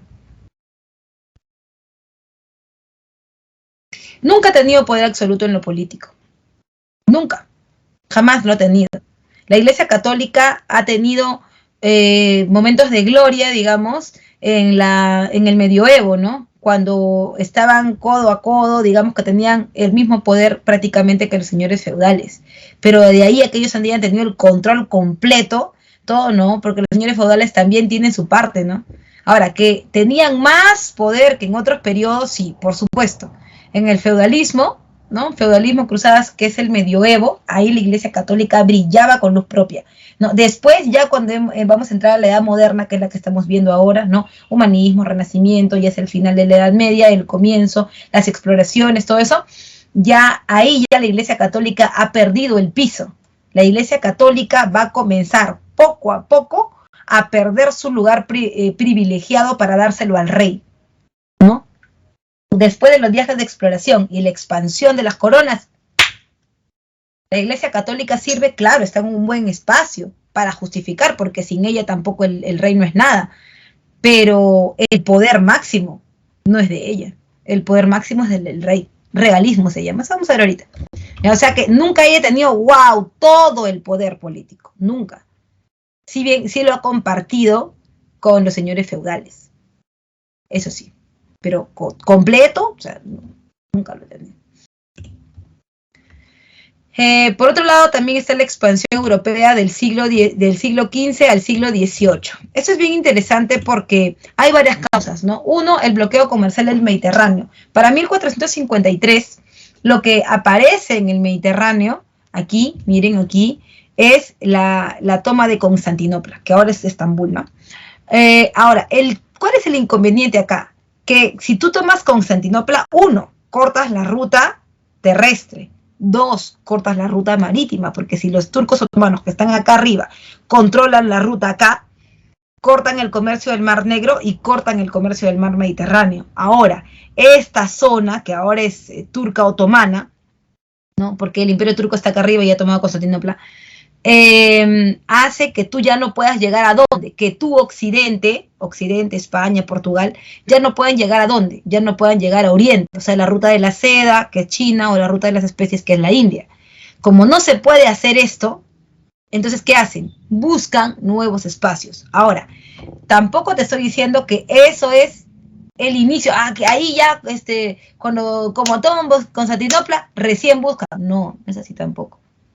Ellos ya buscaban antes, pero no era con tanto impulso como en este momento, ¿no? Aquí, porque acá ya no hay otra forma. Profesor, o sea que no los dejaban pasar para allá. No, no es que no los dejaban pasar, pero ya se volvía demasiado tedioso, ¿no? Primero porque era todo un trámite pasar por acá, era muy caro, ellos también estaban metidos hacia el mar, en el Mediterráneo no se podía pasar, tampoco se podía pasar por el Mar Negro, entonces se buscan formas de hacerlo. Por ejemplo, Portugal lo va a hacer bordeando el África, ¿no? Hasta llegar al otro lado, mientras que España lo va a hacer dando la vuelta, ¿no? Porque España sí consideraba, según Cristóbal Colón, que la Tierra era achatada a los polos y ensanchada en el Ecuador. Por lo tanto, podías ir a Oriente por Occidente, sino así. En cambio, los portugueses pensaban que bordeando el África podían evitar esto, ¿no? No es que no puedas pasar por ahí, pero no es lo más conveniente, ¿no? Por el tema de los enfrentamientos, por el tema del dinero, o sea, no es lo más conveniente. Ahora, el bloqueo comercial del Mediterráneo oriental por los turcos otomanos era claro, por eso van a manejar ellos este Mediterráneo y el Mar Negro. Hay una búsqueda de las nuevas rutas hacia las Indias, claro, como te lo dije, hay un nuevo impulso, ¿no? Hacia las Indias, hacia acá. Unos así y los otros así. saltándose esto. Aparecen nuevos conocimientos, sobre todo náuticos e inventos, como el astrolabio, la brújula, las carabelas, los portulanos. Los portulanos, ¿alguna vez han venido en examen de admisión, me parece? Sí, creo que sí. Los portulanos son mapas específicos de los puertos. Estos mapas estaban hechos por los portugueses. Estos mapas fueron implementados desde la Escuela Náutica de Sagres, ¿no? Que fundara el hermano del rey de Portugal, el infante Enrique el Navegante. Entonces, eran mapas que daban ubicaciones estratégicas y muy detalladas, ¿no? Que luego van a poder seguir los otros navegantes, ¿no? En cuanto a las exploraciones, ahí tenemos el mapa de las principales expediciones portuguesas, ¿no? Mira, si te das cuenta, Portugal nunca hace esto que intenta hacer España. España intenta hacer esto y supuestamente llegar hasta la India. Pero cuando avanza, golpea América. Y cuando golpea América, ha llegado a las Indias. No, mentira, no había llegado a las Indias. Él pensó que era así, ¿no? Que acá no había nada. Que dando la vuelta, estaba acá. Porque se supone que en el mapa de que la Iglesia Católica manejaba y que para esa época era un mapa plano, ¿no? Se suponía que para acá no había nada. Esto no se había reconocido todavía, ¿no? Se supone que solamente había los espacios conocidos. Por eso este es el nuevo mundo. ¿Ya? Entonces aquí sí aparecen, están las expediciones portuguesas, ¿no? Con Sebastián Elcano, con Álvarez Cabral, ¿no? Que básicamente van a bordear el África. Y por otro lado también están las exploraciones españolas, que es las que nos importan a nosotros, en el contexto básico del fin de la guerra de reconquista española o guerra de reconquista cristiana, ¿no? Porque tú sabes que cuando los turcos se metieron acá a Estambul, también avanzaron a otros espacios como España, ¿no? Los turcos otomanos avanzaron a España, en esa época no se llamaba España, eran los reinos de España, ¿no?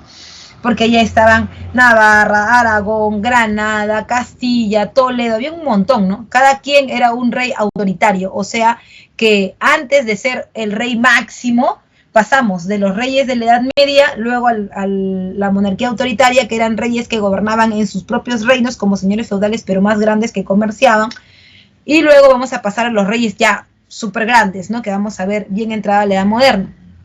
Ahora, estas coronas se unieron para sacar a los turcos de sus territorios, y ahí recién hay una reconquista, ¿no? Del territorio de la península. Recién derrotan a los moros en 1492, cuando los reyes católicos impulsaron los viajes de exploración. Ahora, peleados con los moros, era prácticamente imposible pasar por Constantinopla también. Es por eso que la imagen de Cristóbal Colón va a ser una imagen prácticamente milagrosa para ellos, ¿no? En donde él les dice, bueno, ¿y ahora qué hacemos? No vamos a poder pasar por acá porque los turcos nos tienen un hambre. Aparte que ni por acá, olvídate, ¿qué hacemos? Ya nos cerraron, los portugueses ya tienen esta ruta, ¿y ahora qué hacemos nosotros? Cristóbal Colón les dijo que había pedido ayuda a Portugal ya antes, le dijo, pero no se preocupen, o sea, se puede ir a Oriente, o sea, para allá, por Occidente, así.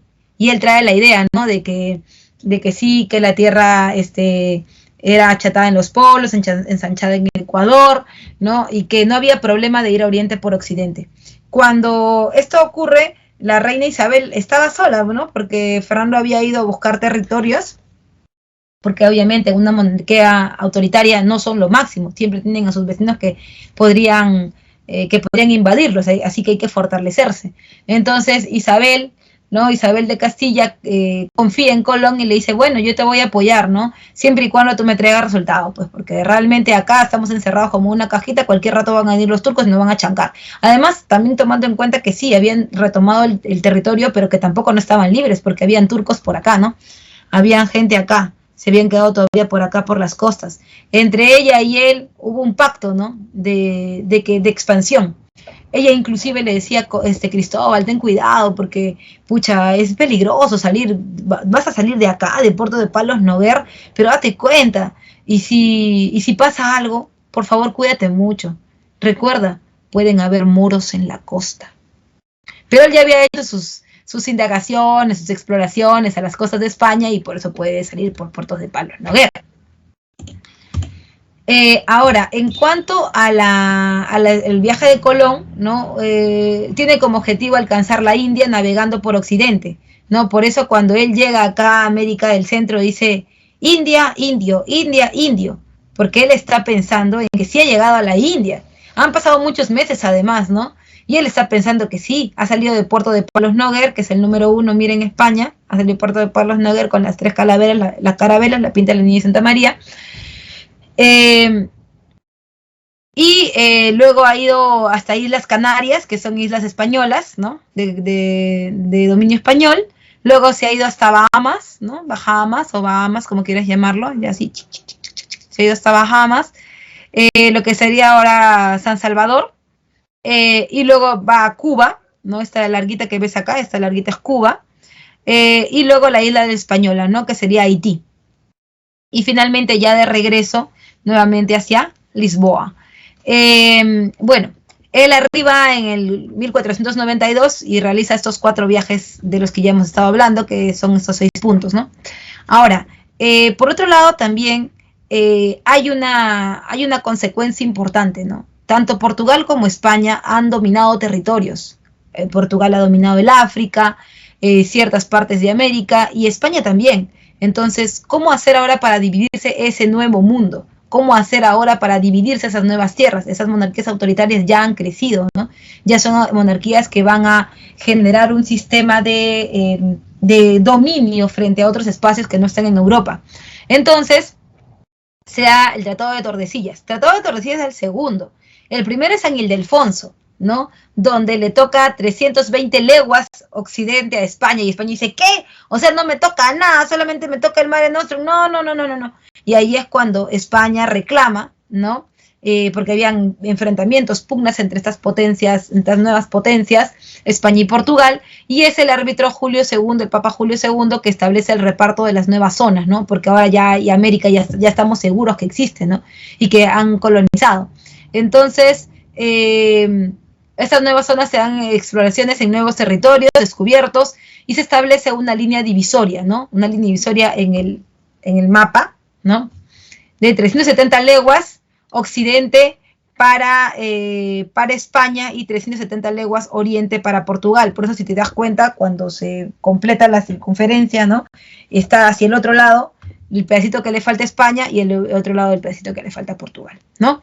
Si te das cuenta, aquí en América esas 370 leguas alcanzan, ¿qué cosa? El actual territorio de Brasil, ¿no? Por eso os brasileiros falan portugués, ¿no? Es muy común escuchar, o sea, falar de Rey Pedro, ¿no? De los portugueses. ¿Por qué? Porque España no llegó a dominar esta zona porque ya Portugal lo tenía pues tratado, ¿no? En consecuencia, hay un apogeo de la cuenca atlántica e inicio del mercantilismo. Apogeo de la cuenca atlántica, ¿por qué? Si te das cuenta, ¿no es cierto?, todos los viajes que hace España y Portugal para dominar otros continentes lo hace por el océano Atlántico.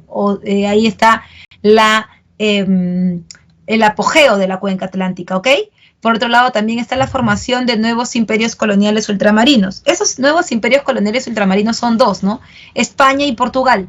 España y Portugal son imperios, porque dominan todo, coloniales, porque tienen, ¿no?, dominios en otros continentes, ultramarinos, porque es cruzando el mar. Y hay una hecatombe demográfica de la población amerindia y la mezcla de razas. Súper importante esto de la hecatombe, porque tiene que ver con la disminución, la rápida disminución de la tasa demográfica. Cuando los europeos llegan a América, no solo traen su lengua, su religión, sino también traen, y además de su cultura, sino que también traen las enfermedades, ¿no? Ahora más que nunca tú también lo entiendes, ¿no? Entiendes que si llega alguien que tiene una enfermedad que tu cuerpo nunca ha recibido, que nunca ha sido endémica en esta zona, entonces eso quiere decir que te va a chocar y vas a demorar muchas generaciones en poder adaptarte a ellas, porque van a haber incluso mutaciones, van a haber incluso transformaciones de la misma enfermedad, ¿no? Lo que se conoce como las variantes. Y así, por ejemplo, aparece la gripe, una enfermedad que en América, como te lo comentaba antes, no se había podido, o sea, si hubiera llegado en condiciones del Tahuantinsuyo, por ejemplo, lo más probable es que no se hubiera podido expandir en relación a que ellos nunca estaban juntos, o sea, sus centros poblados nunca estaban juntos. Los Ayllus estaban desconectados, o sea, no desconectados, pero sí estaban a distancia uno de otro. Entonces, en ese sentido, era muy difícil que un ayu pudiera contagiar a otro y a otro y a otro y a otro. Por lo general, eso quedaba en un ayllu y se controlaba y ahí nomás quedaba, ¿no? Como si fuera un cerco epidemiológico porque ellos eran sociedades endogámicas. En cambio acá no, acá ellos van a ir a un puerto, a otra ciudad, a otro, y esas enfermedades que son de vías altas por lo general, ¿no? Se transmiten a través de los aerosoles, ¿no? En contacto directo. Y los españoles hacían eso, ¿no? Iban en diferentes lugares y iban enfermando a todos. Eso hizo que la tasa demográfica cayera y la mano de obra tuviera que ser reemplazada por negros. Por eso los españoles traen esclavos, porque era la única forma de poder explotar estas tierras. Y también la expansión de la civilización europea occidental, que te decía, ¿no? Su lengua, su tradición, su cultura, su religión, etcétera, ¿no?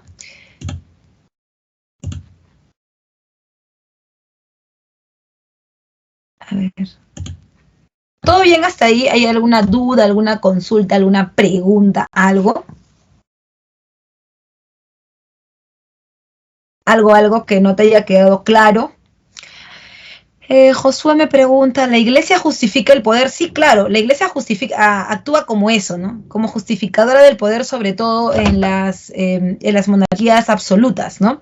Cuando la iglesia comienza a tener este papel, digamos, un poco más marcado, ¿no? De justificadora del poder. Cuando tenemos las monarquías autoritarias, ahí aparece, ¿no? O sea, ha perdido su poder desde la Edad Media y va a comenzar a tenerlo de nuevo cuando genere las uniones matrimoniales, ¿no? Entre las coronas. Por ejemplo, en el caso de los reyes católicos, cuando termina la guerra de reconquista española, los reyes católicos tenían que afianzar su poder. O sea, Fernando y Isabel no eran los reyes católicos todavía. Entonces, la única forma de hacerlo era unir sus territorios. Y para unir sus territorios frente a los demás, la justificación de la Iglesia Católica fue la mejor. Por eso el reino de Castilla y el reino de Aragón estaban unidos por algo, por la justificación de Dios. Esa justificación les hacía llamarse los reyes católicos, ¿no? Y así se expanden como reyes católicos. Y obviamente justifican su poder porque Dios los ha tocado, la Iglesia está justificando su poder y se pueden expandir, ¿no? Que ya eso va a venir con su nieto, que es Carlos. Pero todo bien hasta ahí. ¿Hay alguna pregunta, alguna duda, algo que no te haya quedado claro?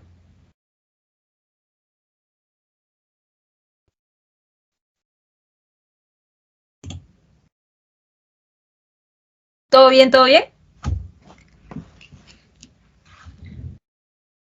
Tudo bem? Tudo bem? Vamos ahora entonces al absolutismo. Profe, ¿cómo aparece el absolutismo? Una preguntita, eso siempre me ha llamado la atención. Bueno, hay varias cositas que ver acá, ¿no? Vamos a avanzar un poquito, todavía nos faltan algunas, pero vamos a avanzar rápido. Bien, profe, esto del absolutismo me llama mucho la atención. ¿Cómo aparece? O sea, porque ¡plá! De frente al absolutismo, I don't understand it, ¿no? ¿Cómo aparece? Sí, levantó la mano, alguien levantó la mano. ¿O no? ¿Alguien quiere hacer alguna duda? ¿Tiene alguna preguntita, alguna duda? ¿O de casualidad levantó la mano? No me emociones, ¿ah? No me emociones.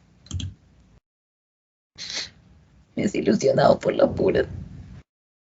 Ay, es que Xiomara levantó la mano, creo, de casualidad. Y me emocioné. Vamos bien, ya, perfecto. Entonces, cuando hablamos del absolutismo tenemos que ponernos en contexto, ¿no? Porque el absolutismo es una forma de gobierno. Es una forma de gobierno que ha ido en progresión, ¿no? O sea, primero eran los reyes así, todavía locales, ¿no? Chiquitos, reyes autoritarios, pues, ¿no? Como los que te había comentado de España, pues, ¿no? De lo que antes todavía no era España, eran reinos de España. Entonces, eran pequeños, todavía no tenían mucho poder, era un poder más local, como que en la misma península nomás, ¿no? Pero luego ya la Iglesia Católica los justifica, llegan los viajes de exploración, sus territorios van más allá de su continente y eso los hace concentrar el poder. Esa concentración del poder genera un nuevo tipo de gobierno, que es el poder absoluto. El rey se queda borrachito de poder y dice, yo soy el dueño de todo, ¿no? Yo soy el dueño de todo, yo no, soy el dueño de todo, yo, yo he sido además tocado, ¿sí o no, iglesia? ¿Sí o no? ¿He sido tocado, sí o no? Claro, Dios me ha dicho que yo voy a gobernar. Sí, sí, sí, rey, Dios ha dicho que tú vas a gobernar. Entonces, el poder de la iglesia es simplemente un poder transitorio, no un poder de justificación como lo que estábamos hablando, pero el rey tiene todo el poder y sigue juntando más territorio y más territorio y más territorio y domina. Y no solamente es el territorio, o sea, acá no estamos hablando de tierra, eso ya es Edad Media. Lo que estamos hablando es de poder real, poder sobre la mano de obra, poder sobre los recursos y poder sobre la tierra, o sea, sobre el terreno, ¿no? Entonces, eso sí los convierte en un rey absoluto, ¿no? En donde su poder es total. No hay nadie más que se le pueda oponer. El único que se le puede oponer es Dios y todavía no viene. Así que eso es, ¿no? En cuanto a la definición, disculpa que lo acomode un poquito. En cuanto a la definición, tenemos que es un sistema de gobierno basado en la concentración del poder político, económico y militar y religioso en manos del soberano. Profe, un ratito. Yo sé que me estoy adelantando, pero tengo una duda entre los conceptos de absolutismo y antiguo régimen. ¿Cuál es la diferencia? ¿Cuál es la diferencia? La diferencia básicamente es que el absolutismo es el sistema en el que se gobierna, mientras que en el caso del antiguo régimen es todo, ¿no? Es todo lo que existe antes de la Revolución Francesa. No solamente cómo está gobernando, sino el aspecto político, económico, social, estamental. Es toda la forma de vida, ¿no? La estructura antes de la Revolución Francesa, ¿no? Y el absolutismo es la forma específica en cómo se gobierna. En cuanto a las causas está básicamente la ruina de la nobleza feudal, ¿no? ¿Por qué? Porque ya para los viajes de exploración ya los señores feudales ya fueron, pues ya fueron, porque los señores feudales mantenían todavía, ¿no? Querían mantener esta idea de mantener tener una economía autárquica, ¿no? Estilo Robinson Crusoe. Pero ahora que ya se han descubierto tantas cosas, tantas rutas, yo no te necesito a ti ya. Ahora yo soy el más poderoso, yo tengo territorios en América, en Asia, en Filipinas, en todos lados, ¿no? Y tu poder ya quedó chiquitito. Claro que tú como noble no vas a desaparecer, ¿no? Socialmente sigues siendo alguien importante porque tu tierra todavía existe, pero la mía es muchísimo más grande y mi poder es absoluto y Dios me ha dado mi poder, ya no te lo va a dar a ti, ahora me lo va a dar a mí, pero no solamente poder para trabajar la tierra y explotarla, sino también poder sobre las personas, ¿no? Sobre todas las personas. Su vida y su muerte está en mis manos. En cuanto a las características, está el sometimiento de la nobleza. Esa nobleza ya no van a tener poder por ellos mismos. Ya no van a tener, no va a ser el duque que puede enfrentar al rey, ya no. Además es un rey muy poderoso que tiene muchas cosas, ya mucha mano de oro, mucha plata, mucho todo. Entonces ya no se va a poder. Como no se va a poder, ellos van a pasar a ser parte de las cortes que le dan como consejos al rey, que viven con el rey, que forman el séquito, que son los que lo siguen, que son los que le dan vida a él, ¿no? Son inferiores, pero no existe rey sin súbditos. Ellos están ahí. En cuanto a las características, su poder es centralista, existe el centralismo, quiere decir que todos los poderes están en una sola persona, poder ejecutivo, legislativo y judicial en el rey, él lo es todo, es juez, es parte, es todo, ¿ya? Luego está el providencialismo y la idea por la cual, o el principio por el cual, se justifica su poder a través de que Dios lo ha elegido a él, ¿no? Dios me ha elegido es una postura providencialista. Tú no me... ¿Qué? ¿A ti no te gusta cómo gobierno? Lo siento si no les gusta, chicos, ¿ya? ¿Qué? ¿Que tú me vas a sacar a mí? O sea, ¿tú te atreves siquiera a decir que yo no valgo como gobernante? ¿Solamente porque te mando a matar tu familia? ¿Sabes por qué me mandas a matar a tu familia? Porque yo tengo el poder de todo, ¿ya? Y tú no me vas a sacar a mí. Porque lo que tú digas siempre será menor a lo que Dios diga. Y Dios dijo que yo gobernara. Así que ahora todos los chitos se callan, ¿ya? Se callan todos. Entonces, eso es más o menos la idea del providencialismo, que nadie puede contigo, así tú seas un desgraciado, porque está justificado de que Dios te ha elegido, a ti y a toda tu familia. Y por supuesto el regalismo, ¿no? El regalismo, el principio por el cual no hay poder más grande que el del rey. No existe poder más grande que el del rey, ni el del papa siquiera, ni el de la iglesia siquiera. Su poder está sobre cualquiera en la tierra. El único que es más que él es Dios. Ahí están las monarquías, principales monarquías. Está la monarquía española, ¿no? Que tiene su máximo representante con Carlos I de España o V de Alemania, que él conquista los imperios azteca e inca, ¿no? Los imperios azteca e inca. Carlos es nieto de los reyes católicos, es hijo de Juana la Loca y Felipe el Hermoso. De ellos hereda pues territorios como la Germania, las Filipinas, parte de la Asia, ¿no? Es un pata que tiene tantos territorios que ya ni siquiera sabe qué cosa tiene. Es más, él muchas veces anunció que venía a América, pero nunca vino. O sea, él nunca conoció el imperio de los incas, él nunca conoció el imperio azteca, para acá nunca vino. Tenía tantos territorios, tantas cosas que hacer que para acá nunca vino. En cuanto a Felipe II, es el otro rey súper importante español, que va a llevar a cabo la victoria sobre los turcos en la batalla de Lepanto, que los va a destruir por completo, y crea la Armada Invencible, que es esta suerte de ejército español que veía por la protección de las tierras y además también por la expansión. Y por otro lado también estaba la monarquía francesa de Luis XIV, disculpa, el famoso Rey Sol, ¿no? Para él todo giraba a su alrededor, está basado su pensamiento en la teoría heliocéntrica, ¿no? En donde el centro era el Sol, que es él, ¿no?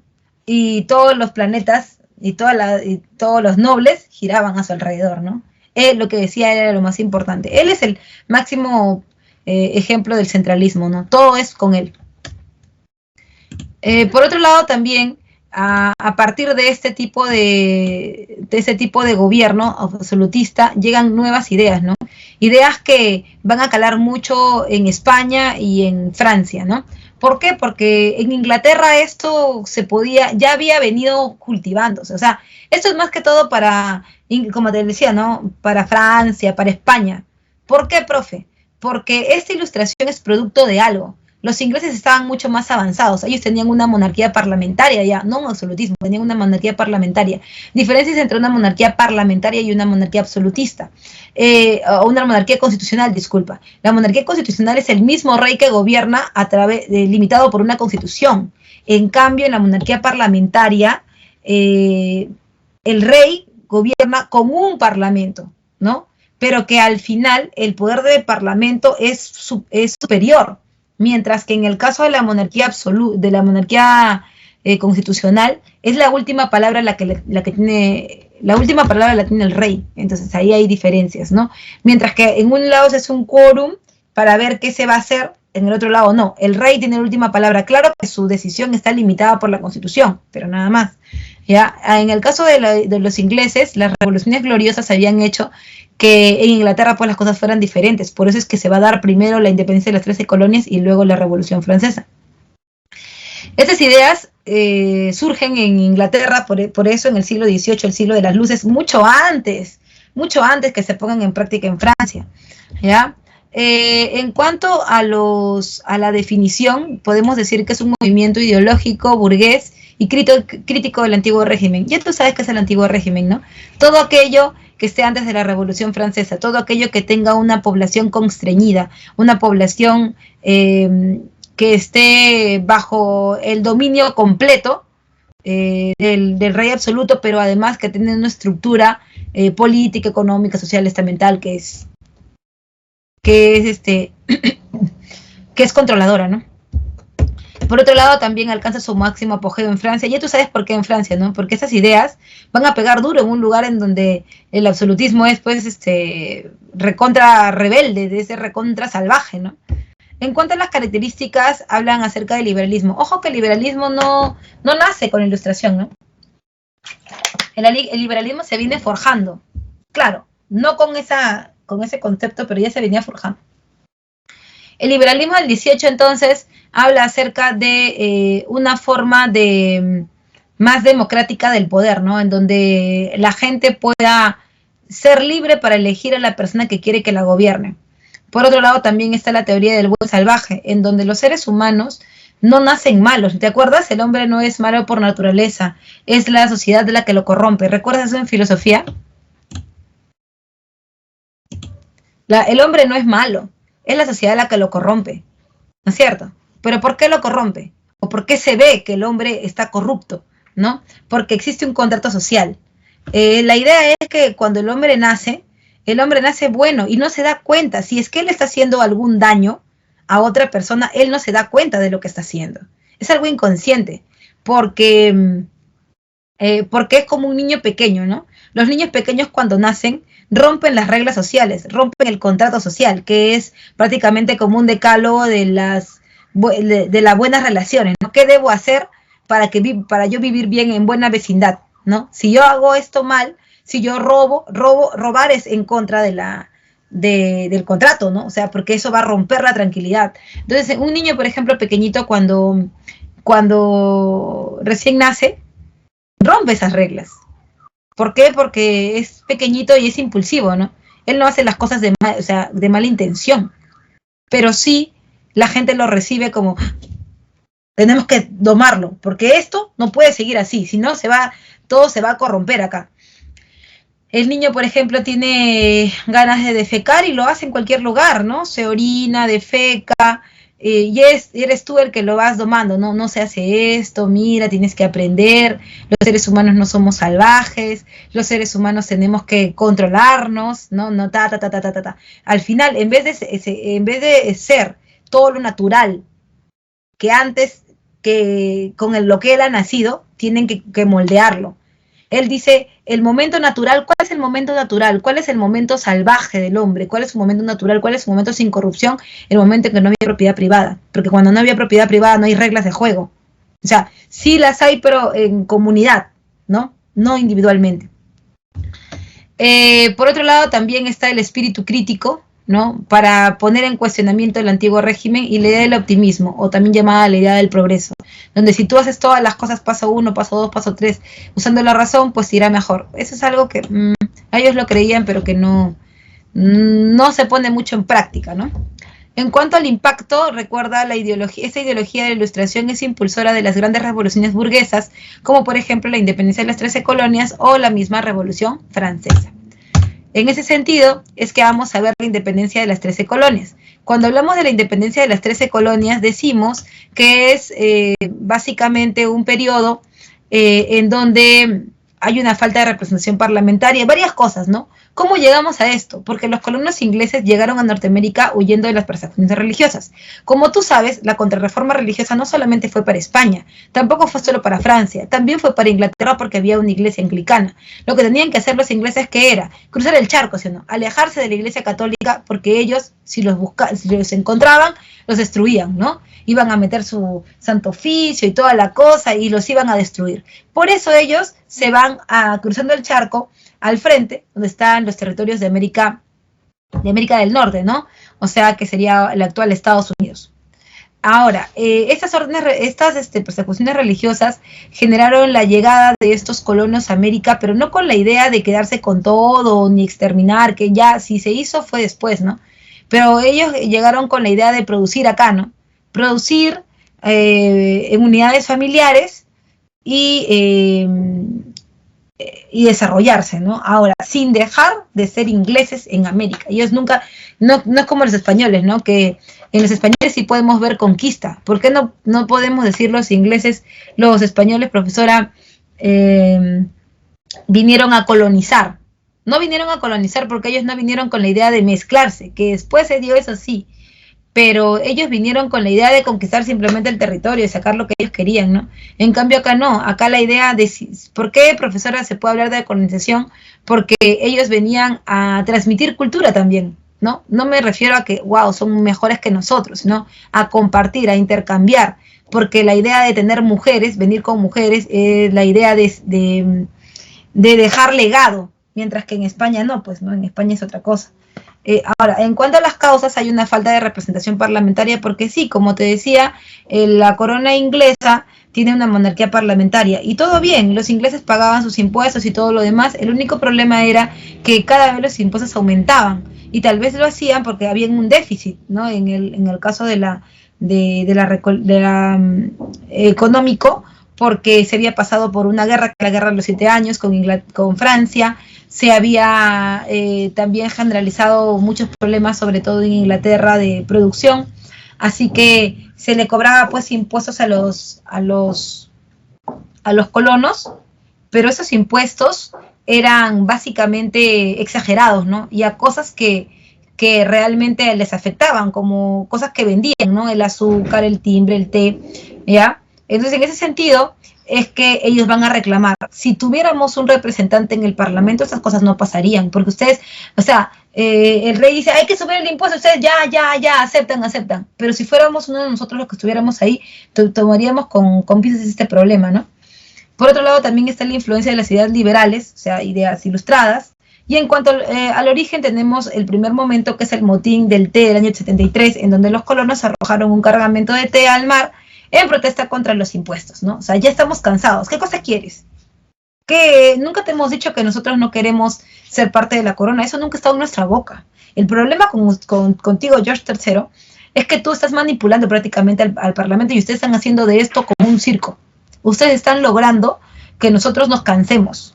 Y eso va a pasar, ¿no? Porque al final se van a disfrazar de indios para echarle la culpa a ellos, ¿no? Y van a arrojar el té. ¿Quieres más impuestos por tu té?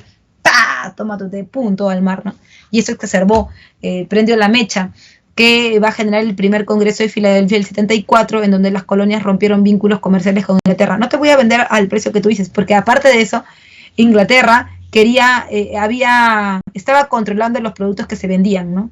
Habían productos que ellos vendían, como por ejemplo las pelucas, los polvos de arroz de la cara, ¿no? Y los espejos, los jabones, ellos los llevaban a Inglaterra y dijeron, no, y eso ya no puedes vender, porque eso lo voy a vender yo, y me lo vas a vender tú a mí, pero a precio huevo para yo venderlo. Dijeron, no, entonces no, pues no queremos eso, vamos a romper relaciones, vínculos comerciales contigo y buscamos otras rutas a ver qué nos sale, ¿no? Por otro lado, también está el segundo Congreso de Filadelfia del 75, en donde se declara la guerra entre Inglaterra y se propone el inicio de la independencia. Y luego la batalla de Yorktown en el 81, donde aparece el triunfo final con ayuda de Francia, ¿no? El general de Lafayette va a formar parte de este levantamiento.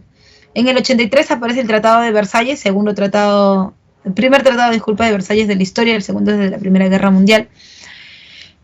Allí Inglaterra reconoció la independencia de las 13 colonias y por fin esas 13 colonias fueron libres. Ahora, profe, ¿se van a llamar siempre 13 colonias? No, después del Tratado de Versalles se va a dar el Tratado de París, en donde ya no son 13 colonias, sino los Estados Unidos en 1784, si no me equivoco.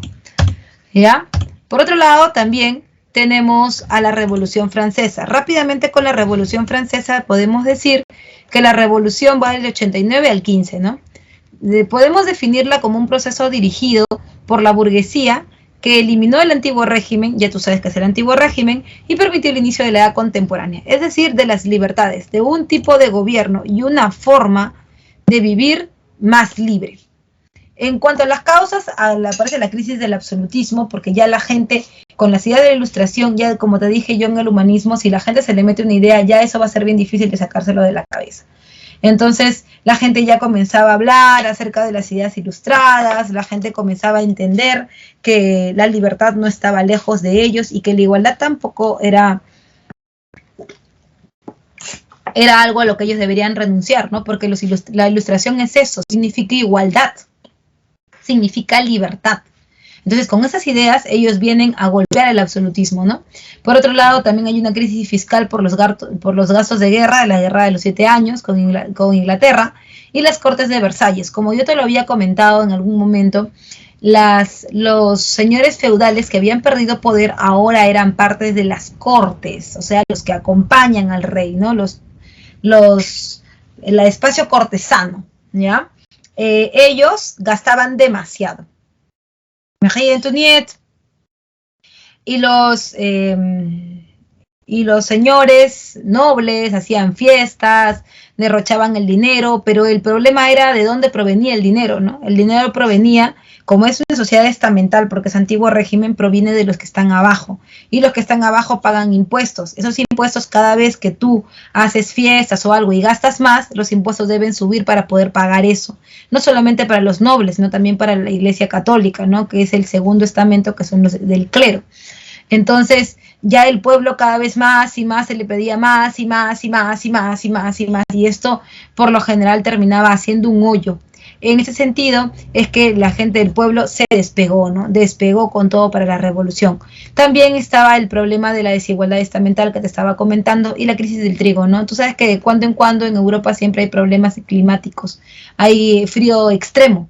Entonces, súmale a que tienes que pagar un montón de impuestos, súmale ahora que si hay crisis del trigo es porque hay una mala cosecha. Como hay mala cosecha, hay que pagar más por el trigo, hay que pagar más por la harina de trigo, hay que pagar más por el pan, y con todo lo que hay que pagar de impuestos, pues prácticamente ya eso voló, ¿no? Y obviamente la influencia de la ilustración. En cuanto al periodo, recuerda, se dividen en tres: monarquía, república e imperio. Monarquía, república e imperio, en ese orden, ya, en ese orden. Y allí vamos a ver que en los estados, lo primero es ver los estados generales dentro de la monarquía, donde se van a reunir los tres estamentos. En los tres estamentos, entonces, lo que vamos a notar es la reforma tributaria. La gente del pueblo va a la reunión para pedir que cada quien pague su impuesto, pero los nobles y la gente del clero no lo va a aceptar. Como no lo van a aceptar, entonces, y además se hizo una votación para ver este tema, y fue, en vez de una votación por persona, porque ya son individuos, fue una votación por estamento, y obviamente los dos estamentos involucrados que están damnificados estarían, ¿no? No lo iban a aceptar. Así que, como no lo aceptaron, el voto no los favoreció. Entonces ellos se fueron a la Asamblea Nacional, que se funda cuando la gente del pueblo, solo el pueblo sale, ¿no? Sale de Estados Generales, y se van al Salón de los Juegos de la Pelota, donde juran no separarse hasta que la revolución no se haya formado. Finalmente ellos deciden tomar cartas en el asunto e ir al espacio bélico a pelear, ¿no? Para eso está la Asamblea Constituyente, donde se toma la Bastilla y se da la Declaración de los Derechos del Hombre y del Ciudadano. Finalmente, allí se decide, ¿no? Se decide que los reyes irán a la cárcel, y como los reyes van a ir a la cárcel, entonces se deben formar partidos políticos, unos de izquierda, otros de derecha. Los de derecha son los fuldenses, que apoyan al rey. Esos no van a tener éxito, y solamente tienen éxito los de izquierda. Entre los de izquierda están los girondinos y los jacobinos, y los jacobinos son precisamente los que van a llevar a cabo la Convención Nacional. En la Convención Nacional, recuerda, lo primero que se hace es la ejecución de Luis XVI por parte de Maximilien de Robespierre, pero él se va volviendo cada vez más tirano y más tirano y más tirano, y hace que la gente lo odie, y eso provoca el golpe de estado de la gente del pueblo, que se conoce como la reacción termidoriana. La reacción termidoriana lleva a Maximilien de Robespierre a la guillotina, y es por eso que se genera otro gobierno, que es el directorio. En este gobierno van a ser 5 personas que gobiernan y van a buscar expandir las ideas de la revolución. Esto a través de campañas, y el principal personaje de las campañas es Napoleón. Napoleón va cobrando poco a poco poder. El directorio lo quiere desaparecer, no lo puede matar, así que lo va a intentar desaparecer, olvidándolo en las campañas militares, ¿no? Lo va a dejar sin agua, sin soldados, y él va a regresar para dar un golpe de estado el 18 de Brumario, que va a generar un nuevo gobierno, que es el gobierno del consulado, ¿no? En donde él genera el Código Civil Napoleónico, que le da poder ejecutivo, él como cónsul, y poder legislativo. ¿Eso cómo se llama? Eso se llama apropiación del poder, y la apropiación del poder genera un imperio. El imperio entonces busca difundir los principios liberales de la revolución y meterse a los otros territorios de las coronas, sacar a esos reyes y ponerse él a gobernar para expandir las ideas liberales. Pero a las coronas no les gusta eso, y liderados por Inglaterra buscan golpear su gobierno, ¿no es cierto? Para golpear su gobierno, entonces, se dan las invasiones, se dan, disculpa, el golpe con las coaliciones, ¿no? Napoleón invade todo lo que puede, inclusive la península ibérica, que es España, poniendo a su hermano en Pepe Botella, e intenta pasar por Rusia, pero fracasa. Finalmente, las coaliciones lideradas por Inglaterra y todos los países que han sido damnificados, ¿no?, logran derrotarlo en 1815 en la batalla de Waterloo. Finalmente, estos reyes que han derrotado a Napoleón y han derrotado a la Revolución Francesa van a buscar volverse a poner en el gobierno. Ese regreso del gobierno, ¿no es cierto?, es de 1815 a 1830. Es un periodo de reimplantación del antiguo régimen, o sea, ya todo lo de la revolución, olvídate, va a volver el antiguo régimen, y se establece esto en el Congreso de Viena, en donde las monarquías absolutas se vuelven a poner y se vuelve a demarcar el territorio, porque Napoleón había sacado las fronteras para que todo sea un solo imperio. Ellos vuelven a poner las fronteras y se vuelven a poner como reyes. La Santa Alianza, por otro lado, es la alianza entre la monarquía y el ejército para que en cualquier momento que se quieran rebelar de nuevo, pues ahí ellos caen con todo, ¿no? Por último, sí. 2 segundos, por favor, 2 segunditos. Por otro lado, recuerda que la revolución industrial es el proceso de transformaciones tecnológicas, económicas y sociales, ¿no?, del siglo XVIII en Inglaterra, que tiene como causas el crecimiento demográfico y la riqueza de materias primas. Como consecuencias, por supuesto, las duras condiciones laborales y la migración del campo a la ciudad, ¿ok? Bien, jóvenes, eso ha sido todo por el día de hoy. Voy a dejarte las claves para que las tengas, no sin antes, como te había dicho, invitarte al multichat, ¿ok? Espero que haya sido una clase fructífera, que hayas aprendido mucho y nos vemos la próxima semana en un capítulo más de historia, en este caso del Perú. Chao, chao.